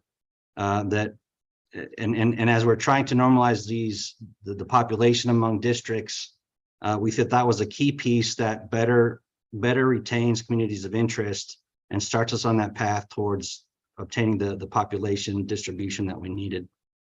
Another benefit was that by moving Corrales into District 3, we were able to start to move District 3 out of the near heights and even uptown areas where it had kind of been creeping up out of the valley, and again, trying to align those communities the best way that we could while obtaining the population goals. The map solidifies District 6 as a mid and upper heights East Mountains district that doesn't go further north than Montgomery and never further west than Louisiana. It does not cover uptown at all, and it does not extend past I-40, south of I-40, except to pick up the Fort Hills area, which is part of the current boundaries as well. We think that those changes between 6 and 7 also better align those districts with the school attendance districts. Largely, District 7 would cover La Cueva and El Dorado high schools, and District 7 would District 6 would contain Sandia and Manzano, as well as East Mountain High School, and District 7 would largely cover La Cueva and El Dorado high schools. And then the precincts around Del Norte High School were removed from District 7 and shifted to District 3. One feature of this map that I'm sure you will notice is that these changes were made without pairing any incumbents against each other. And then another feature is that District 2 and District 5 are at the lower end of the acceptable population range. And our expectations with these districts would see the most continued growth over the next 10 years that these maps are in place. And by keeping them on the lower end, we can account and provide some room for that growth before the districts start to become out of balance again. District 4 and 3 are on the higher end of the population range, and the rest are relatively close to the target population number. 5 out of the 7 districts, as proposed, have majority minority populations, and 4 out of the 7 districts, the Hispanic population specifically is right around 47% or higher, and 2 of those have a Hispanic population of over 70%. I think you'll see very minimal differences between the 2 proposals. There's a few precincts just south of I-40 and just east of I-25 that are moved around to try and smooth out some of those lines and give the committee a couple of different looks at how that part of town could be apportioned.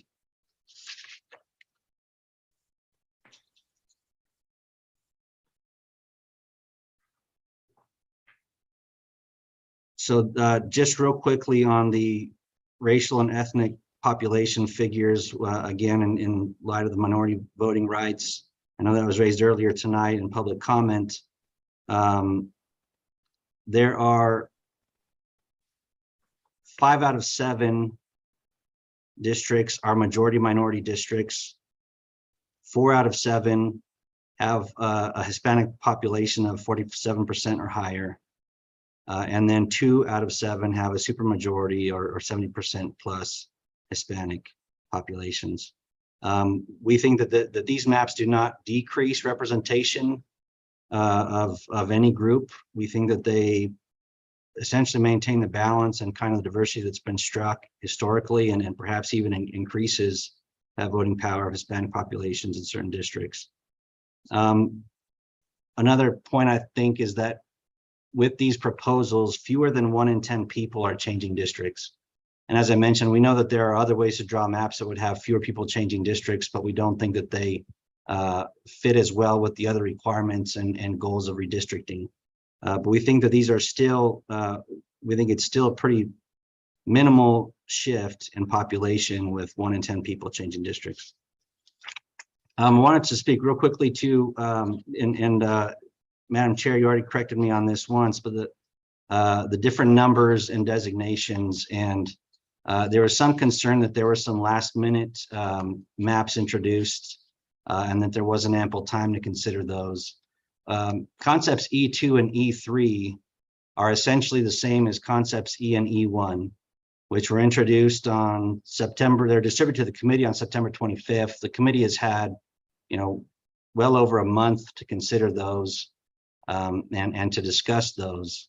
In our last meeting, there was an amendment proposed by one member that was essentially in support of concepts E and E1 if there was one minor change. And so there was an amendment in our final meeting to move a single precinct, precinct 178, from District 5 to District 2, because the original split there appeared to divide a kind of a planned community in a neighborhood.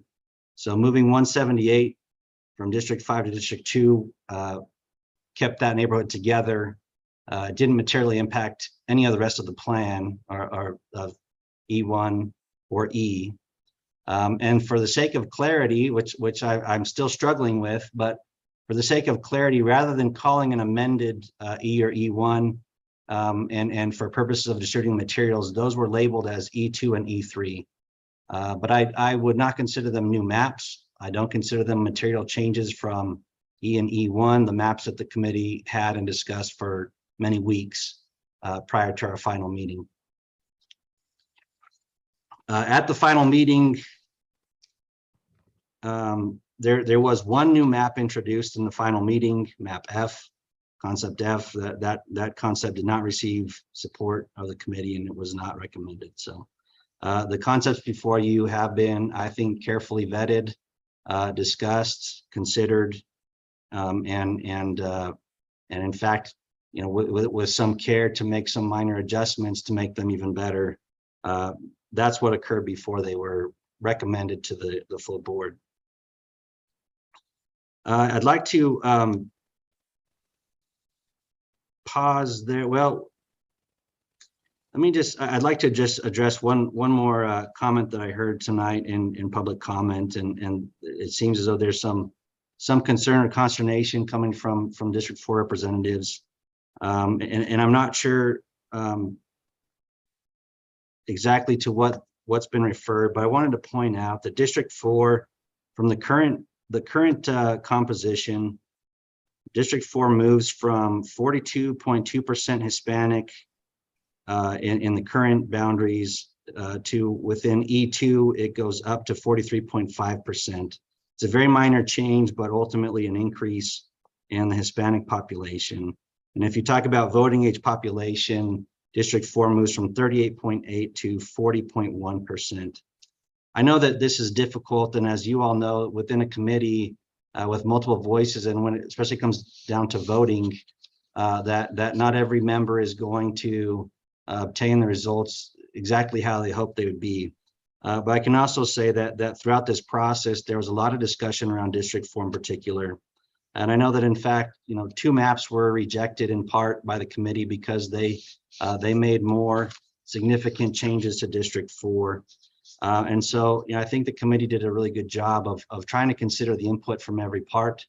But we know again that it's a bit of a zero-sum game, and that no change to one district means more substantial or drastic change to others. And so that's the way the committee proceeded, and that's a quick overview of the maps that you have in front of you. I'd be happy to answer any questions. I know that there's some other comments submitted in writing to the board. I'm happy to address anything that the board may ask, but I know that in terms of the details of these maps and these concepts, that the board plans to dive into those in more detail with Michael and Brittany in a subsequent meeting. But with that, Madam Chair, I'm happy to field any questions that I can.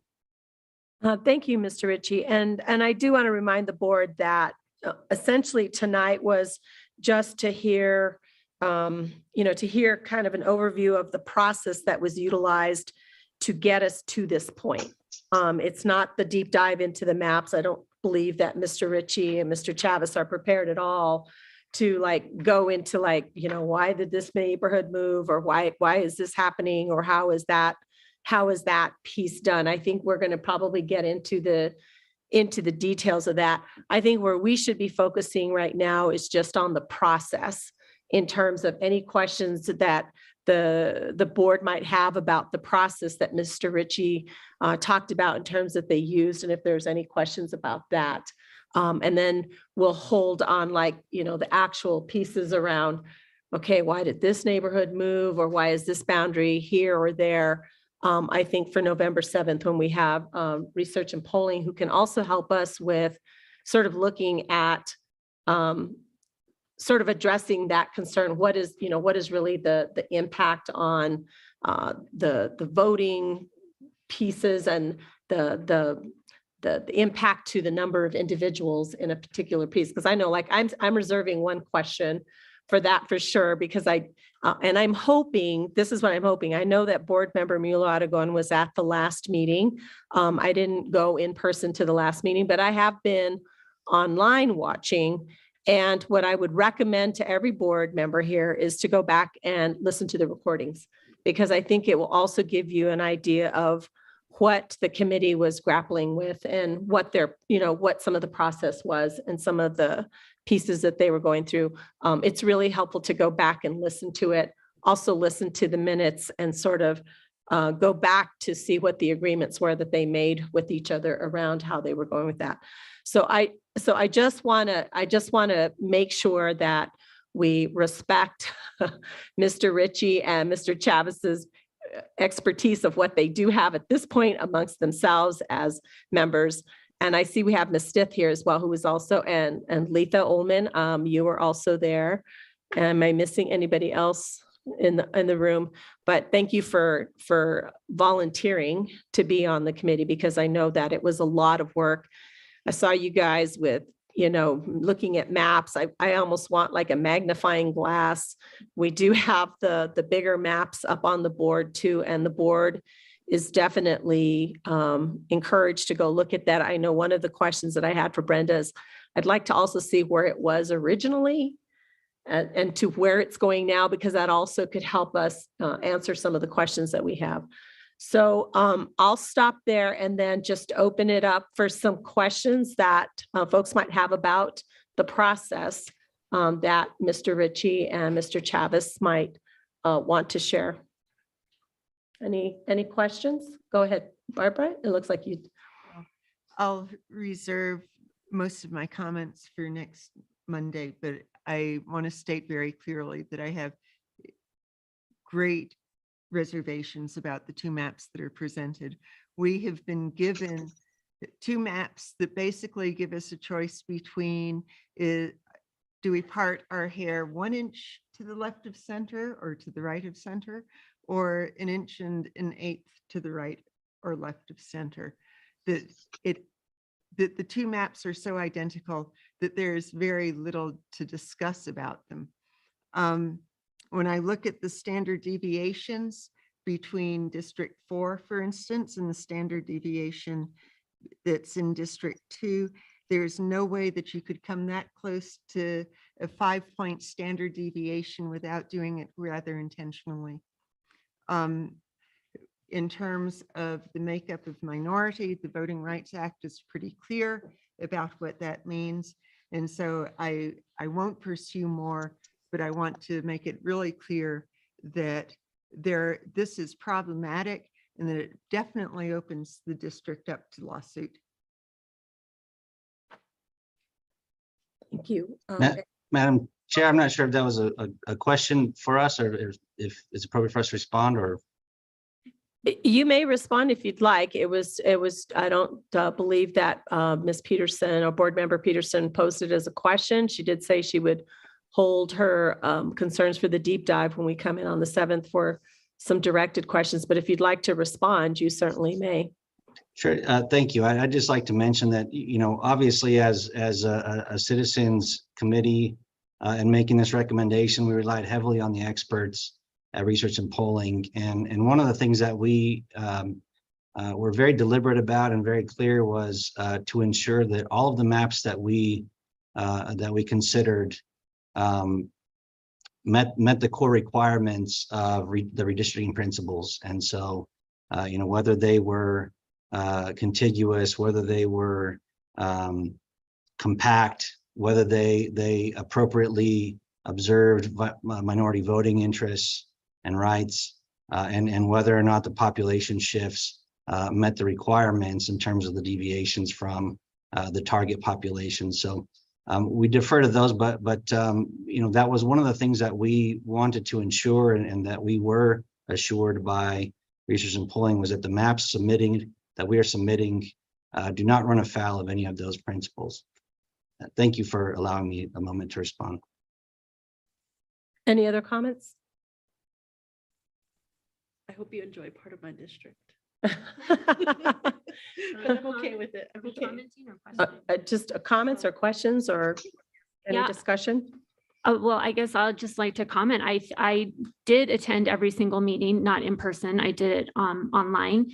And I want to thank the Citizens Committee for their work. They put a lot of effort into this, spent a lot of time reviewing the maps, and I feel came up with a extremely well-balanced set of concepts for us to look at. If you look at these maps that were ultimately presented, everybody had to make a shift. Everybody had to lose or gain precincts. And I think that I having listened to all of the meetings, everybody on the committee, I feel, and Mr. Ritchie and Mr. Chavez, you can correct me if I'm wrong, had ample opportunity to speak their mind and to voice their thoughts. I'm not hearing any rejection of that premise, so I will keep going, but I appreciate what they have done. We as the board asked the citizen committee to present what they thought were the best maps. And this is what they have given to us. And I just want to say thank you for giving the time to APS, giving your time to the board to put a lot of effort, a lot of forethought and some expertise into these maps. And I really appreciate what you have done. So thank you. Thank you. Board Member Muller-Aragon. And I mean, I too just want to thank everybody on the board, on the redistricting committee. You all, I believe every one of you did an amazing job representing our community, listening to what our communities thought was the right thing to do. And I know that Mr. Ritchie said that you relied heavily on Research and Polling. They're a very reputable organization, and I'm glad that you really did, listen to them. I believe that you said this, Mr. Ritchie, that there was nothing that ran afoul that could lead to any lawsuit because you were really guided by what Research and Polling has done in the past, correct? Well, I'm an attorney by trade myself, so I'm going to be very careful on this answer. It's certainly possible that anyone could sue for any reason, but those were concerns, and that was the first priority of the committee was before we really considered in depth any of the concepts. We confirmed with Research and Polling that in their estimation, that these concepts met the requirements for, again, the population distribution, the consideration of minority voting rights, the contiguity and compactness, which they, again, in their assessment, they said that they felt that they did meet those core requirements. So that's what was represented to us. And so, whether someone else might disagree or take a different view, certainly that's possible, but that was part of our conversations and part of what we looked to ensure with the experts at Research and Polling. And then I know that your promise was like to the whole process, and you just delineated all of that. So I know that none of you compromised any of those any of those at all. So I appreciate that. And anytime during the process, I know I listened to, also attended one in person, but listened to the other ones online. And as I saw, any map could have been put forward by any of the committee members, correct? Yes, that's correct. Okay, so there was that chance for anybody to bring those forward. And this is just a question that some people had asked me. When you're talking about the impact on voting rights, is that anything that you considered at all, or you should have? Madam Chair, Member Mueller-Aragon, I'm not sure I understand whether we should have or. It was brought up about, the Voting Rights Act. So I know when you were talking about you had to use census numbers, you had to normalize a population, you had to protect minority rights, you had to protect contiguity and compactness. And then a lot of the decision then turned on communities of interest. So your focus is basically on those. Madam Chair, Member Mueller-Aragon, that's correct. We, again, it's kind of there's an order here, and the first 4 criteria have to be met. Those are what I think are the more black letter requirements of population, contiguity, compactness, minority voting rights. And so, and in terms of minority voting rights, I couldn't speak to you specifically about the Voting Rights Act, for example, but I think the primary way in which we observed that was to ensure that we were not diluting the voice of any particular groups or stacking the voice of any groups. And I think that the concepts that we proposed are true to that, and I think that they reflect that sensitivity. So that's the way that we primarily measured that and looked at that. I believe you did. So I want to thank you for that, because that's what I saw during this whole process. You all were so professional, and you all, had so much information and gathered so much information on your own. And I know you were very transparent and, listened to everybody on your committee. And I really do appreciate everything that you all did from the bottom of my heart, how hard you all really worked and represented APS well. Thank you. Thank you. Board Member Dominguez. And I also want to thank all committee members for their hard work. Lots of time involved. I did have a question about process. What I remembered in the 4th meeting, I believe that was October 25th. That was the 5th meeting. Okay, so it would have been 7 days before. In the 4th meeting, what I remembered was an agreement that all maps at that point would be advanced with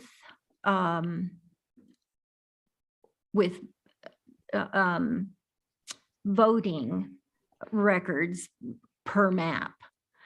And then I came in late in the 5th meeting, and I will go back and review them all, but specifically the 4th and 5th. When I came in late, I only saw 2 maps and the same iteration of E, essentially, being voted on. And so I'm still a bit confused, and probably because I haven't watched the rest of that, but could you speak to that? Sure. Madam Chair, thank you.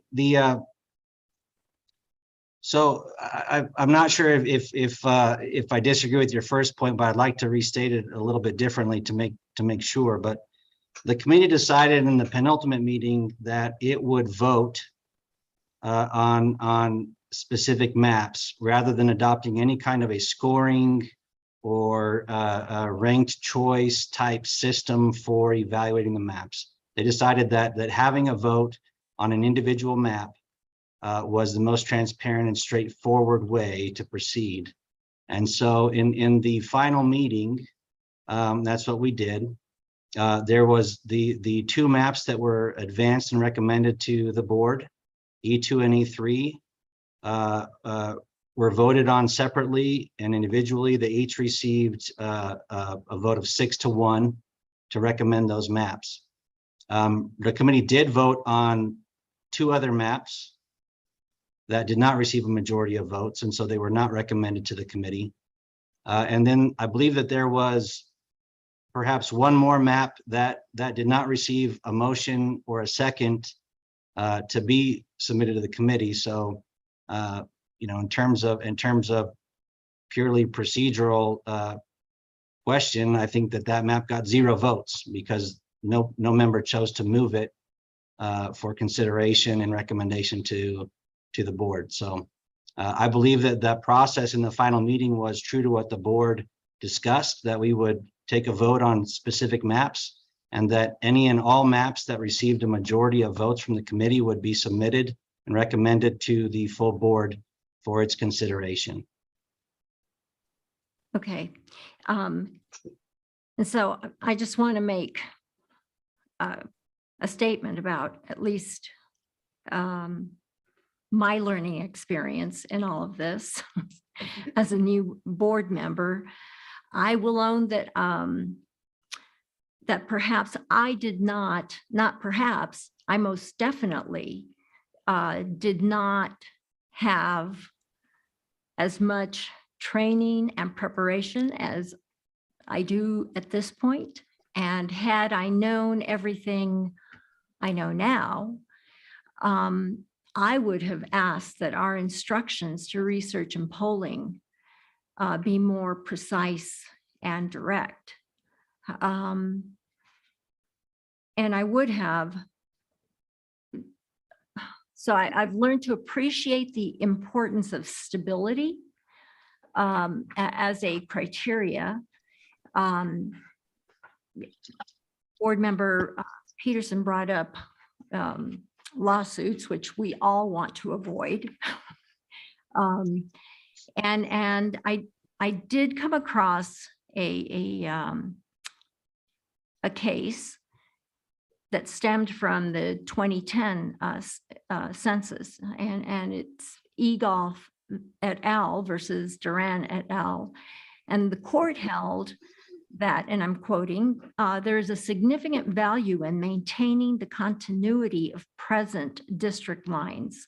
When new areas join a district, new constituencies may need to be addressed, new contacts made, and new concerns addressed.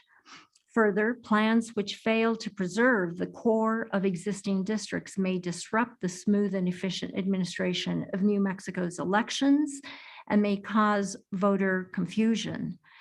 And I think I heard during public comment or forum that there was some concern about communities being disrupted. And when I look at the whole / partial precincts added, removed by district,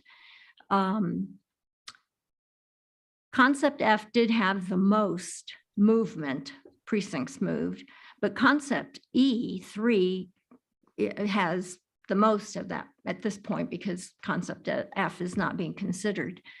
And so that concerns me. How we address that, as well as the Voters' Right Act. And I want to be sure that we take all these things into consideration as we navigate the hard work of the committee. But I do want to own that had I known more, and I don't know how we, in 10 years, I'll tell you what, I'll be on that redistricting committee. as a community member. But it's been quite the heavy lift to learn all this. And so I wish we could have provided, I wish I could have provided more direction to polling and research about guidance to the committee. And that's all I'll say. I feel compelled to say one more thing. With all due respect, Mr. Ritchie, I'm not sure what numbers you are looking at as you're looking at the Hispanic majority districts, because it's not what I see in the voting age population breakout. And speak as the person from representing District 4 as that board member, I have to say that I am appalled at the comfort at which the committee showed in the way that district was cut out, the weakening of voice. When I look at population, when I look at the standard deviation, and when I know the undercount that exists in the international district, I cannot help but echo the concerns of the two representatives that were here from District 4. Their concerns were completely discounted by the committee. They were not listened to. And when I look at the numbers, I do not see the justification for the changes that exist in District 4. This is one of the oldest parts. It is the most intensely urban part of the city. It's the oldest part. It is the part where we know that traditionally the voices in that district have been underrepresented and not heard.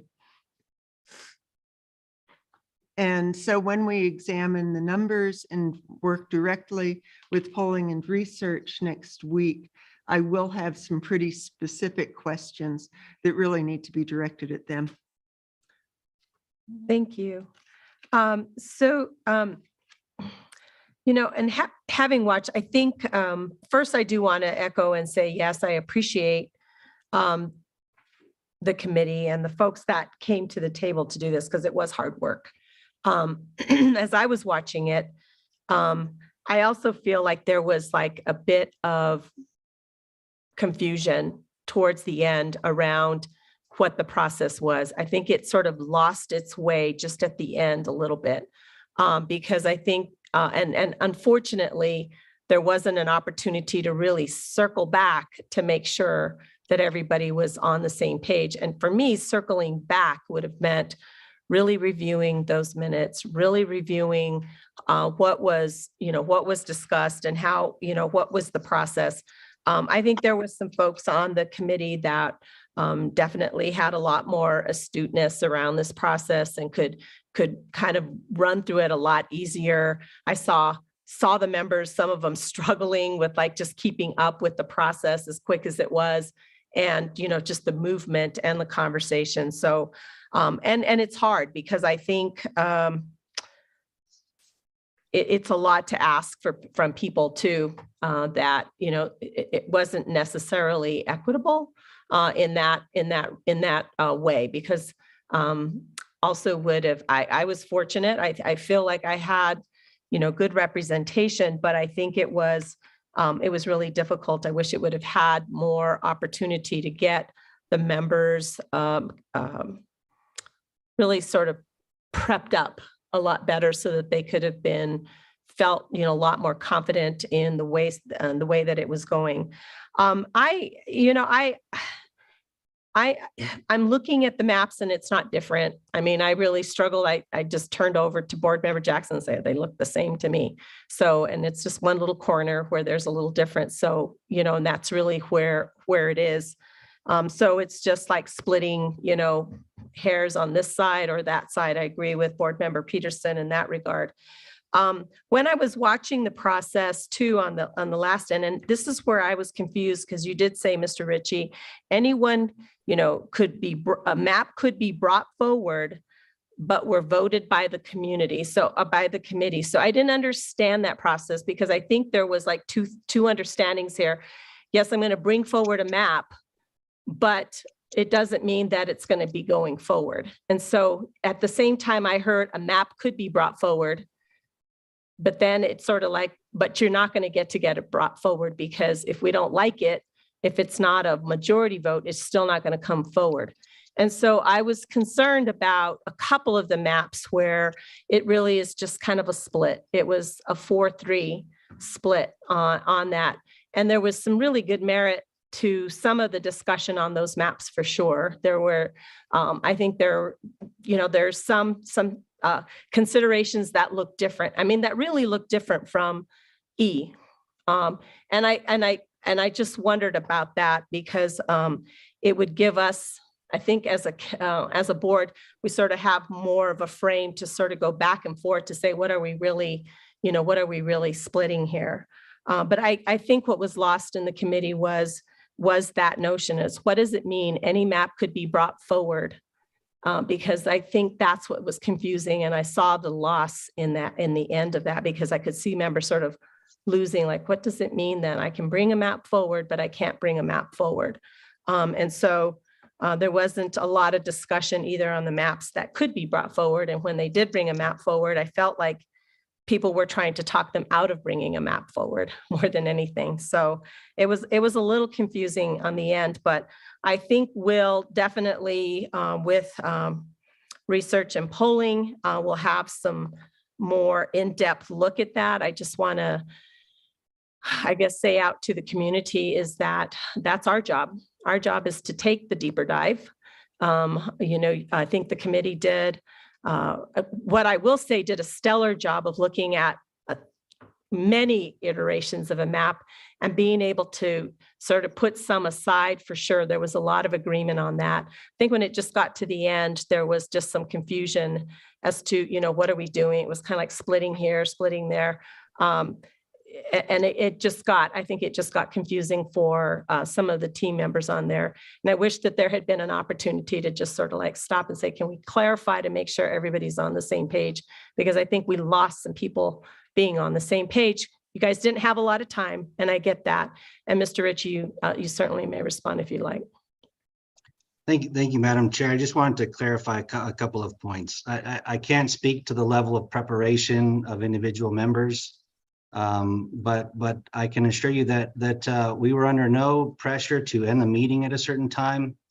I was very deliberate in restating the motions that were made. I was very deliberate in affording lots and lots of time for members to consider any motions they wanted to make. In terms of the ability to bring forward a map, when I answered the question earlier, any committee member was free to propose amendments or to propose a map. And some did, in fact, reach out to research and polling and propose their own maps. In terms of bringing a map forward to the board, the committee's discussion and the committee's decision was that we felt in order to do our jobs, sending every concept onto the board was not doing our jobs. That didn't lend the committee's voice to any of those concepts. And so the decision was made that we were not going to send every concept to the board, but only those concepts that received a majority of votes. So yes, it's accurate that every committee member could bring forward a map for consideration by the committee, and then the committee voted to approve certain maps for recommendation to the board. In terms of that process, I'd be happy to just real quickly from the minutes of our penultimate meeting, the motion that was made was that the committee would vote yes or no on each concept map, and those maps that received the majority of yes votes would be sent to the Board of Education for consideration. So that was the motion made. In terms of the final meeting, again, I reiterated for the board that they were free. All committee members were free to make a motion to submit any map for consideration. And the committee voted on every map that received a motion. And so I don't think there was anything confusing or tricky about that. We restated the motion several times. We had it read back during the penultimate meeting. And in that final meeting, I think it was very clear that members were free to make a motion, and several did. And the committee took votes on those concepts that received a motion. And this is the outcome, is these two proposals in front of you. And I appreciate you, Madam Chair. I know you weren't posing a question, but I very much appreciate the opportunity to provide some more clarity on those points. Thank you. And it's always good to just receive feedback, because I will say, as an outsider watching and looking in, you could see that there was a bit of confusion. I mean, that's what I witnessed. Thank you. And I think it's okay to give you that feedback. It's so, and I think that's kind of where we are. But watching it, I could understand why there was some confusion at the end, because I don't believe that all the members definitely understood the process completely. But that's okay. It's neither here nor there. It's happened. It's done. It's gone. Some good lessons learned for us also on the board side, when we give a direction to or when we ask a citizen committee to help us with this, but we still have our job to do. So this is just step one. So, I mean, the next step is really the board's work around looking at these maps deeply, asking the harder questions, and making sure that we feel completely satisfied with the process that we're gonna, that we're ultimately going to adopt. So, so we still have a lot of work to do. I appreciate the work of the committee, looking at all the maps, talking with research and polling. I think they did a lot of work there as well. And so I would just say to the board members is like, kind of like roll up our shirt sleeves, because we've got some work to do on the next steps that actually, because we're the ones that actually end up ratifying or deciding what the maps are going to be at this point. And we'll also get additional public input.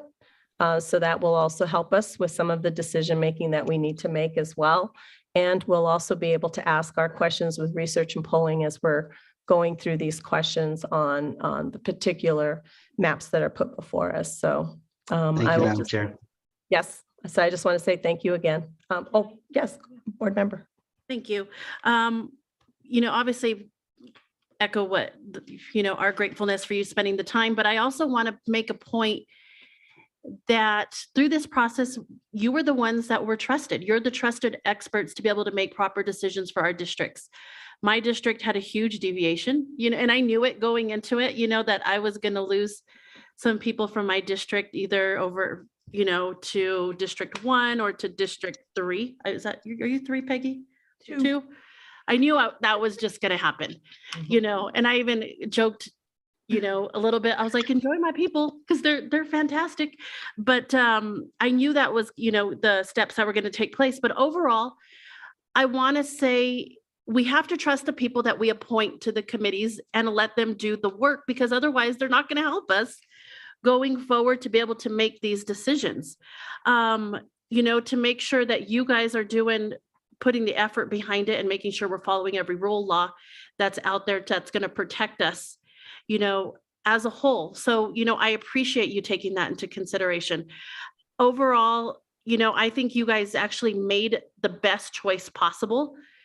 And knowing that we had plenty of opportunity going forward to be able to make any type of suggestions, comments, adjustments, and, to right now it seems like we have other objections going forward, but I am grateful for my district overall that you even were able to look long-term and say, we do understand the growth that's going to happen on the west side, and we project for that, with the additional voters that will be added.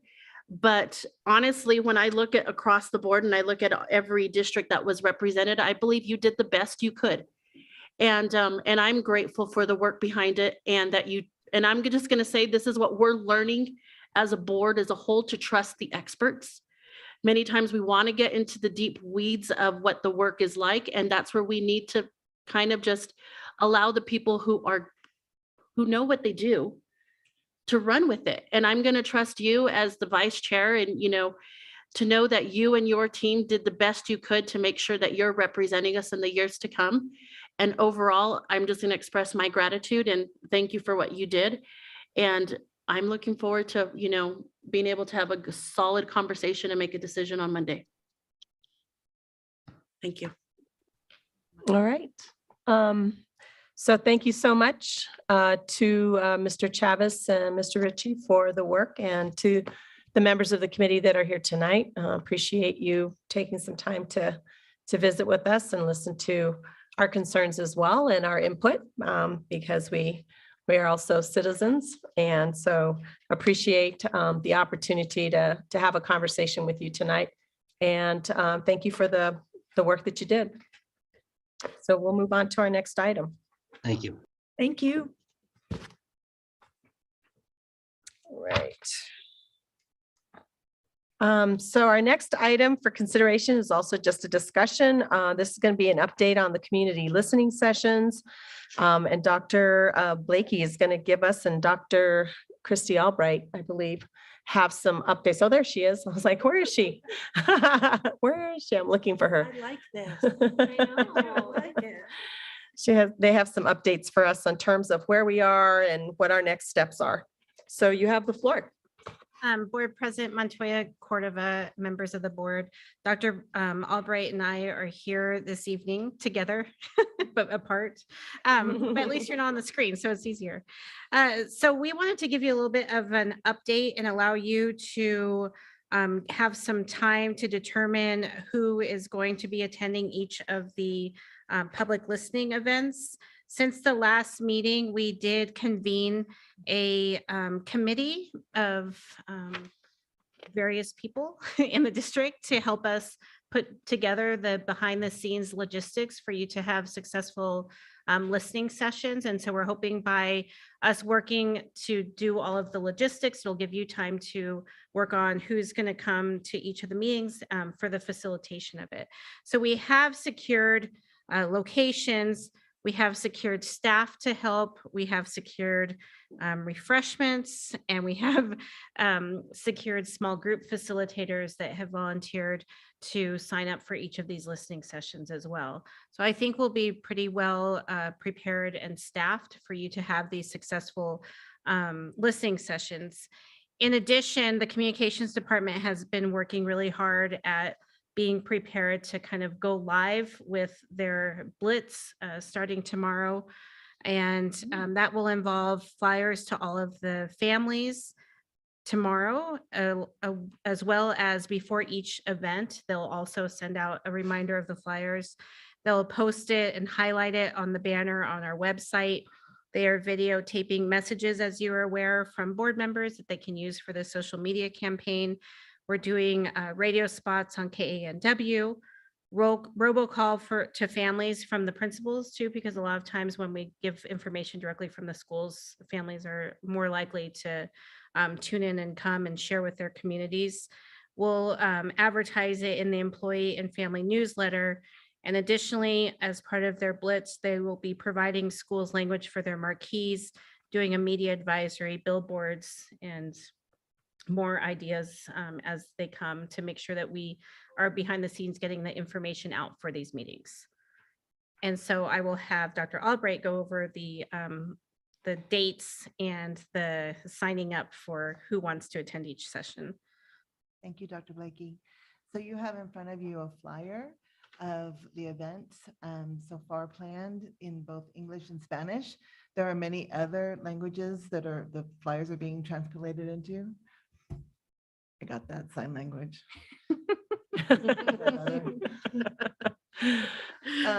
And so what I want to go over with you tonight is those times and places, and then we need you to look at your calendars and tell us which ones you can attend. So the events, the first one is next week, November 9th. It'll be at Rio Grande High School.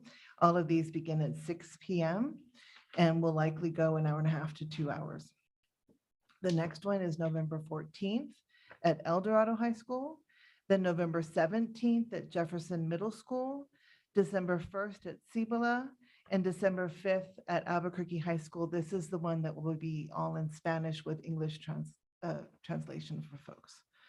So now you know the dates, the places, and the times.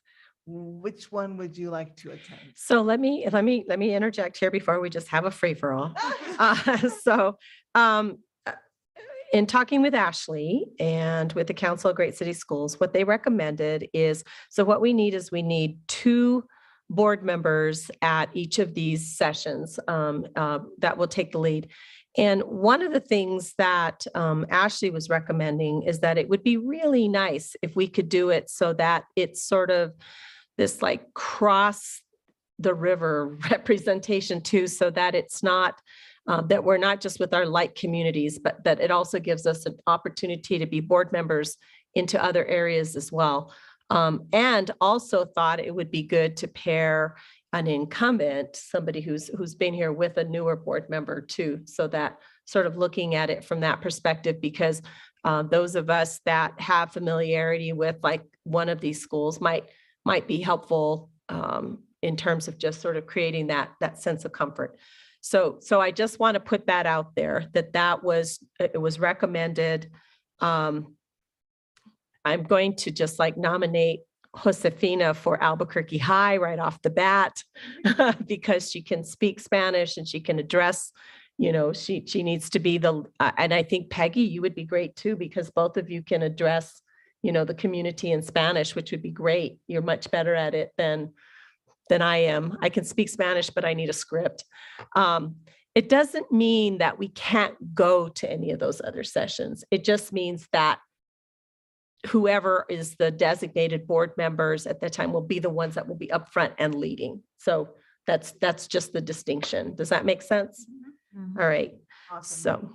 Okay. So now we just need to decide who is going to go to what. So since we started with Spanish, the one on December 15th, Josefina and Peggy, are you able to attend? December 5th. December 5th, I'm sorry. Yes. I should be able to, yeah. Okay, awesome, done. One done. Let's go to the next one on December 1st. Sibala, who's able to attend that? Well, I want to attend that one.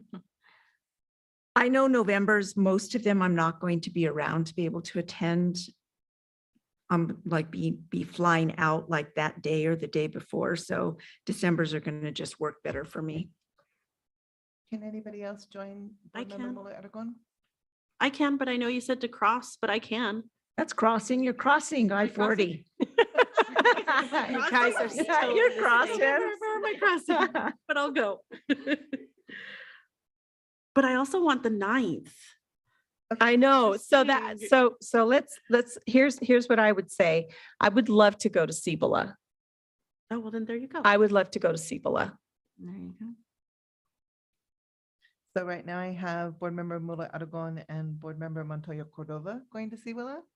Have a thumbs up from Board Member Tavio Romero. Excellent. So what about the 17th at Jefferson Middle School? That's definitely mine. Okay.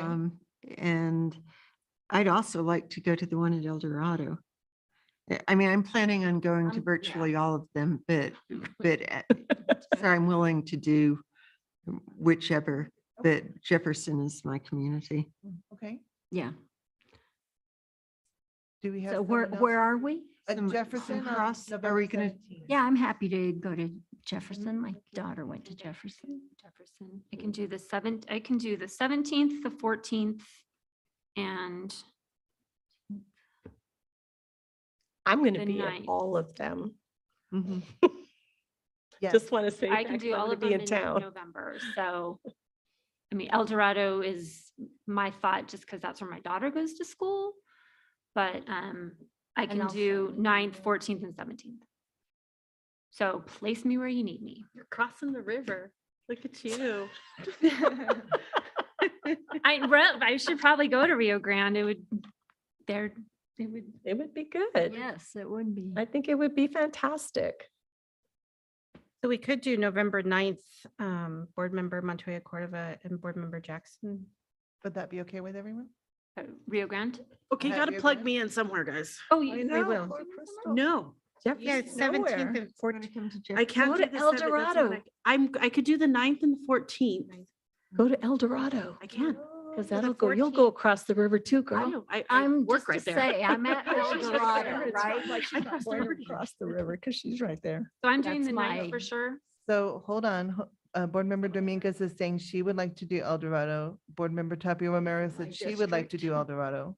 And Board Member Peterson said she would like to do El Dorado. So that's 3. We need 2 just to be the speakers up front. That doesn't mean you're not at the meeting participating. It just means you wouldn't be the speaker up in front of everybody. I So, need 2. Well, It's it board is in members. my district, so I need to be there El Dorado. at El Dorado. That's what Courtney said too. I'm going to Rio Grande. That's fine. Doesn't mean I won't show up to El Dorado. Right. El Dorado. Well, I mean, you could. Can I give input? So just for Which other one are- clarification, as a, this is a little bit of a real world math problem. So there's, not everybody has to do 2, right? Because, so I know we said we need 2 people at each event, That's true. but not everybody has to do 2 because you will never leave tonight because it would be an impossible math issue. Impossible. There are 5, there's 5 sessions, in fact, so there's a total of 10 spaces. But we have 10 slots. people, basically. So some people will be doing 2. I'm willing to do 2. I don't have to do 2. Can't you just tell us? Yes. I know, We we thought- thought, we thought about do that. a little So right doodle now, poll and I- go, Christina available. And Crystal, because Barb said she wanted to do Jefferson. Then maybe Josefina and Crystal can be the El Dorado people. Doesn't mean nobody else can show up, but they can be the El Dorado people. And then Barb and somebody else can run the Jefferson. Yolanda and I are at Rio Grande. Yolanda and Peggy are at Cibola. So Josefina's doing 2 already. I'm happy to do Jefferson And again, so- but Crystal, if you want to go to, I don't know if that fit into your, Jefferson's the only one I can't do. okay. So, and I I can do think I can go to Jefferson as well. Jefferson. If you're, can you do I Jefferson? think so. Okay, it doesn't matter to me. So I can do Jefferson. So then, So Rio Grande and Jefferson. Is that right? and Crystal, where are you? Then which one are you doing? I'm at El Dorado, Dorado. but I'll be at Rio Grande and probably Cibola. Only because those are the closest to my district, because I don't have any in my district. Mhm. No. So let me read. But off you what I probably do have kids that will go to Cibola from your district. Yeah. Some of those that would go to streets Rio do, yeah, and that would go to Rio Grande. Mhm. So you should be at one of those. So formally, officially, I'm at El Dorado, Actually, Correct. Albuquerque High. and then I'll visit as needed. Okay, so let me read you what I have and see if we're on the same page. Okay. Okay. November 9th at Rio Grande would be Yolanda and Courtney. November 14th at El Dorado would be Josefina and Crystal. November 17th at Jefferson would be Barbara and Courtney. December 1st at Cibola would be Peggy and Yolanda. And December 5th at Albuquerque High, the all Spanish would be Josefina and Peggy. Are we all on the same page? Does that work? Sounds great. Yep. Okay. Works for me. And then I'd like to know how many others are going to be at each of those. We're Well, going to we can post all them be for there. Open Meetings Act, so everybody can come. Okay. Oh, I thought we had to, like, So 2 people will be Stay away leading, from. but everybody can come. So long as it's posted. okay. You'll be- I see. Okay. Thank you. Okay. We have the option to show up if we want to or not, Right. see, because it just depends on what's going on with the second part around outreach. Right. So that's next week. Okay. Any Right. other questions for Dr. Blakey or I? I don't think we did. These were the big ones that we needed to just get assigned so that we could be on that. We do have, so I believe that Ashley sent out some information today on all the outreach and some of the meetings that are scheduled there. She sent you a Google Doc that we can start to plug in when we're going to do that. Remember, that's also an invitation to go in pairs. And so, yeah, so as you're getting those organized, or you're making that. Now, we don't have to have every single one. We were very you know, we thought we were going to conquer the world and we're going to go to all this outreach. So we're, we are. So it's just, you know, we get to pace ourselves too, but that's the next step. And there was a ton of information that Ashley sent out to the board members for us to review, lots of homework on that. So we just need to do our job there and take a look at what she sent out. So I will say I was a little nervous because this is next week for Rio Grande, and I was concerned about, are we going to be able to get folks there? Dr. Blakey actually and Dr. Albright helped allay my fears on that with all of the stuff that they have going on in terms of the big blitz that's going to go out. So I think we'll have plenty of opportunity. And as I understand, there is a lot of enthusiasm for it because they had no difficulty getting anybody to even volunteer to be at Rio Grande. So there's a lot of enthusiasm for it. So, you know, the first one out of the chute, I'm hoping that, you know, we do get a good turnout. But what Ashley also told me is that at the end of all this, we're going to be looking at, you know, who we actually engaged with. If there's like groups that just seems like we didn't get enough of, or we were missing something, we'll review that, analyze that. We'll also have an opportunity to go back and do something else. So what I would say is go forth and tell everybody you know about these dates. And, you know, let's get everybody to Rio Grande next Wednesday. And, you know, just, I will start, I think we could start putting this on our, this could go out on social media, right? It's already out. It is, and I've already posted it. Crystal, I'm just going to share Crystal's page because that's what I do. I just share Crystal's page because she knows how to do all the social media things that I don't know how to do. So I just share. You want a TikTok? We'll make I don't know how to TikTok either. I don't TikTok. So anyway, but I love working with these younger social mediaites. I don't know. I have no idea what's going on. Neither do I. So, all right. All right, Peggy. Thank you. There you go. Peggy and I will be making phone calls. We'll be making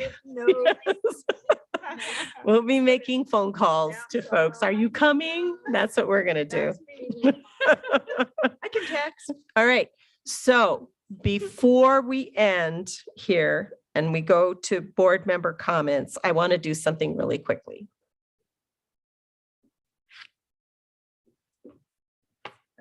Brenda, we still have more presents for you.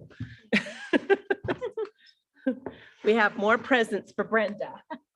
So I know See, we could hide stuff too, Brenda, but you're not the only one. But we love you. Oh, we're gonna miss you. We totally appreciate you. And I know we're going to miss you. Yeah. You are amazing. And so I just have to say that before we go on to the next piece. And so, yeah, you might want to hold that with. Some of us are not sad yet because we're in such a state of denial that we're not dealing with the reality. Exactly.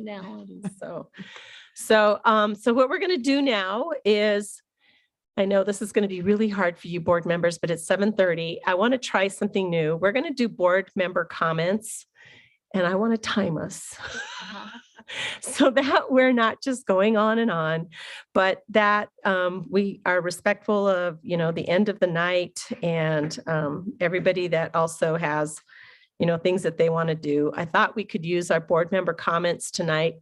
If you'd like to, you could celebrate Brenda if you'd like to. I'm not going to hold you to whatever you want to do, but also if you want to share something about student outcomes in terms of things that you want to celebrate. And so, or address, we'll do it that way. So I will start first with board member Peterson. I'm going to time you too. I have my. She's got her timer set. Okay. Let me get a little bit organized. It's like how Sal says, it will start as soon as you start speaking. I think it's a great idea. You're already 30 seconds in.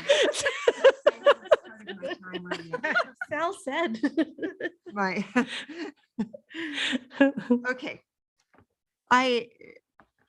I have a hard time thinking about student outcomes without thinking about what we as adults need to change in our action. So I'm going to kind of talk about adult behavior, but it relates to student outcome. One is everyone who I've spoken to, whether it's a principal or an administrator or a teacher, they like the professional development that they are getting. But the message is it is too much all at once with no time to process. And so I just ask that we honor people's time so they really have time to think about and implement and not overwhelm them. Again, I'm hearing positive things except for the quantity. And my next point is I've been reading a lot about high expectations and the importance of teachers having high expectations. So I want to just clarify one thing. When we talk about teacher expectations, it is not in the realm of morality. It's not in the realm of values or ethics or of how they see children. Teacher high expectations has to be partnered with time to plan, with time to think about. Saying that we have high expectations about students is absolutely right. But if we don't have the time, if we don't give teachers time to really think about what that means for this child who gives you a blank look when you use certain language with certain expectations, and not give teachers the time to think about what does this mean for a student who's capable of thinking with the complexity of a 12th grader, but is struggling with certain skills and concepts. We can't have high expectations by not giving them the complexity of those ideas, but we will set them up to fail if we don't give teachers the time that they need to think about what that means for really building that bridge for students to understand what it means. And so high expectations, yes, but it's not a moral issue about teachers just have to have the high expectations. They have to have the time to implement and really support, to scaffold, to shelter, to differentiate for what that means for each student in their classroom. Good. She did it. She did it. I'm under 3 minutes. All right. Board member Tapia Romero, you're on. Go, girl. So I am going to use part of my time to acknowledge Miss Brenda, because for me, it's only been 11 months. And I'm like, gosh, if it's hurting my heart, I could imagine all the other people who've worked with you for years. And honestly, you've made a significant impact. And you were probably, I don't want to assume, but maybe the most underappreciated person based on how much work you're doing behind the scenes that nobody sees. And I thank you for the sacrifices you made from your family, the countless hours that you're here, because I was like, your job is no bueno. You know, you're here a lot, Brenda. I remember a year ago today is when the new board members got elected. And I was like, oh, thank God, like, phew, it's done. But no, next morning, 6 a.m., I had an email from Brenda saying, here we go, we're onboarding you. And I was like, oh my gosh, who's this woman? You know, and I've been continuing to get those emails, but I just want to say from the bottom of my heart, like, thank you for keeping us organized. Thank you for being the brains behind board services. And I appreciate the sacrifices that you've made, the countless hours that nobody knew you were working. I remember seeing 4 o'clock in the morning emails, and I'm like, this lady never sleeps. She is always on the go. She never takes time off. So I'm happy that you get to enjoy the next phase of your life and be with your grandkids and enjoy that time. But gosh, you're going to be missed. I don't know who's going to fill those shoes. They're big. And I'm grateful. I could only imagine how everybody else's lives have been impacted by you. But in the 11 months of being in your realm, you have changed my life. So Miss Brenda, thank you, thank you, thank you. Thank you for just recognizing small things, remembering dates and likes and dislikes. I'm like, she really knows. But, you know, I'll just leave it at that. You will be greatly missed. And I'm looking forward to the meetings coming up that we're going to be attending. You guys know how zealous I've been to get this started. So I'm eager for us to start making these changes, you know, to work with the whole staff at the district so that they know we have these goals and we can move forward finally once and for all. And I'm hopeful. I'm still hopeful, you know, in what we're going to be able to do and to be able to trust the experts. And when I say experts, I mean the people at APS that have done this work for time and time again. And, you know, that will allow us still to be who we are and be unique for our districts, but allow them to be unique in who they are for their positions. So I look forward to what we're about to do. And that's it. That's all I have. But Brenda, again, thank you. Thank you, thank you, thank you. Under 3 minutes as well. Stop. All right, you're up. Go, Jackson. All right. Do I get to pause it if I tear up? No. Oh. Sal would still have you on the clock. Okay. Well, I too am going to take my time for Brenda. Seriously, from day one, like that when I walked in today, Crystal said, congratulations, like today, a year ago today was when we were elected. And from that day, you have been the single most supportive person to all of us. And that's only the 11 months that we have been here. You have been an ear to listen to us. You are the most open, warm-hearted individual. You listen to anything without judgment.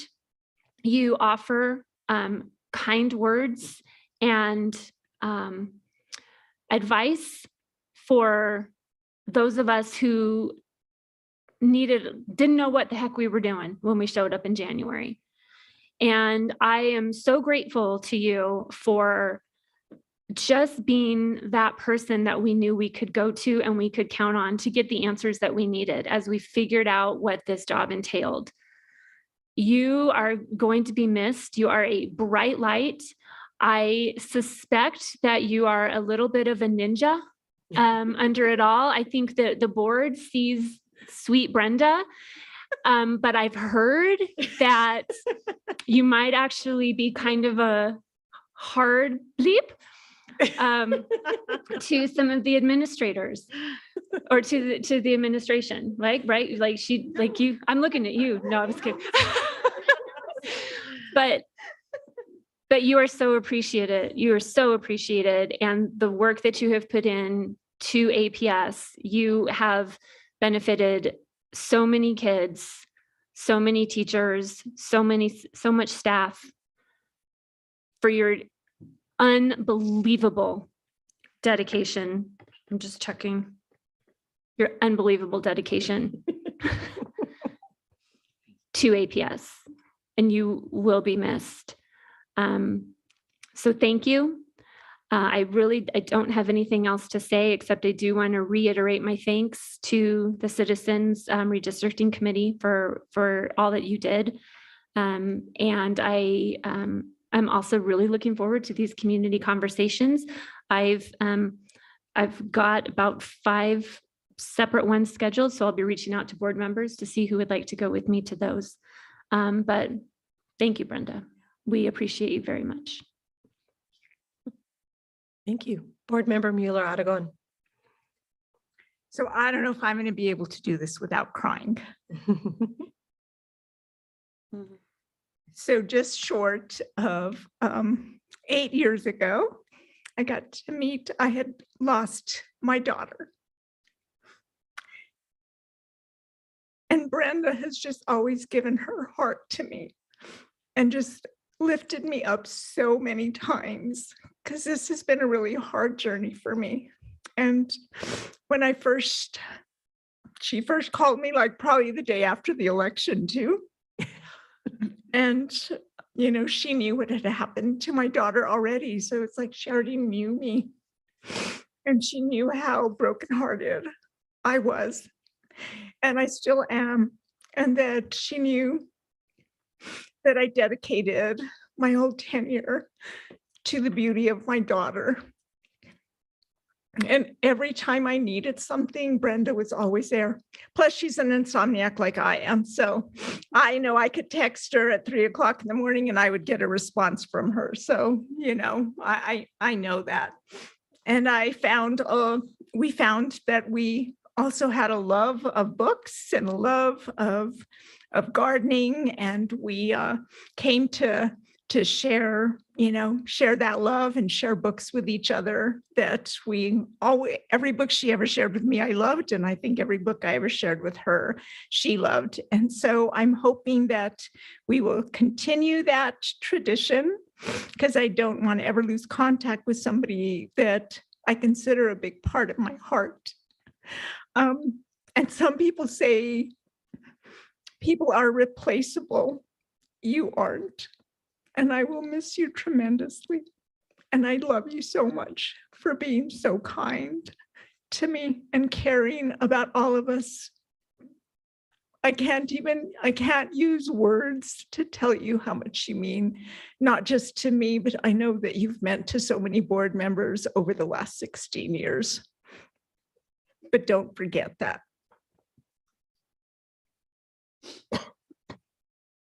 Board Member Dominguez. It's going to be hard. It's actually, you guys are doing great. Okay, well, let's borrow some of their time. No, you may not yield. You Okay. cannot. So I have to pay homage to Brenda and report on the Council of Greater City Schools a little bit. Brenda, I gave Brenda a bouquet of flowers, and the way they are blooming for you, I think you've bloomed us. I joked that you are a magnificent herder of cats. I don't know how you did this job, but you did it with panache, with grace. And you were a wonder to watch. And so thank you for all the support. If I win the lottery. Okay, Council of Cities. Highlights and biggest takeaways.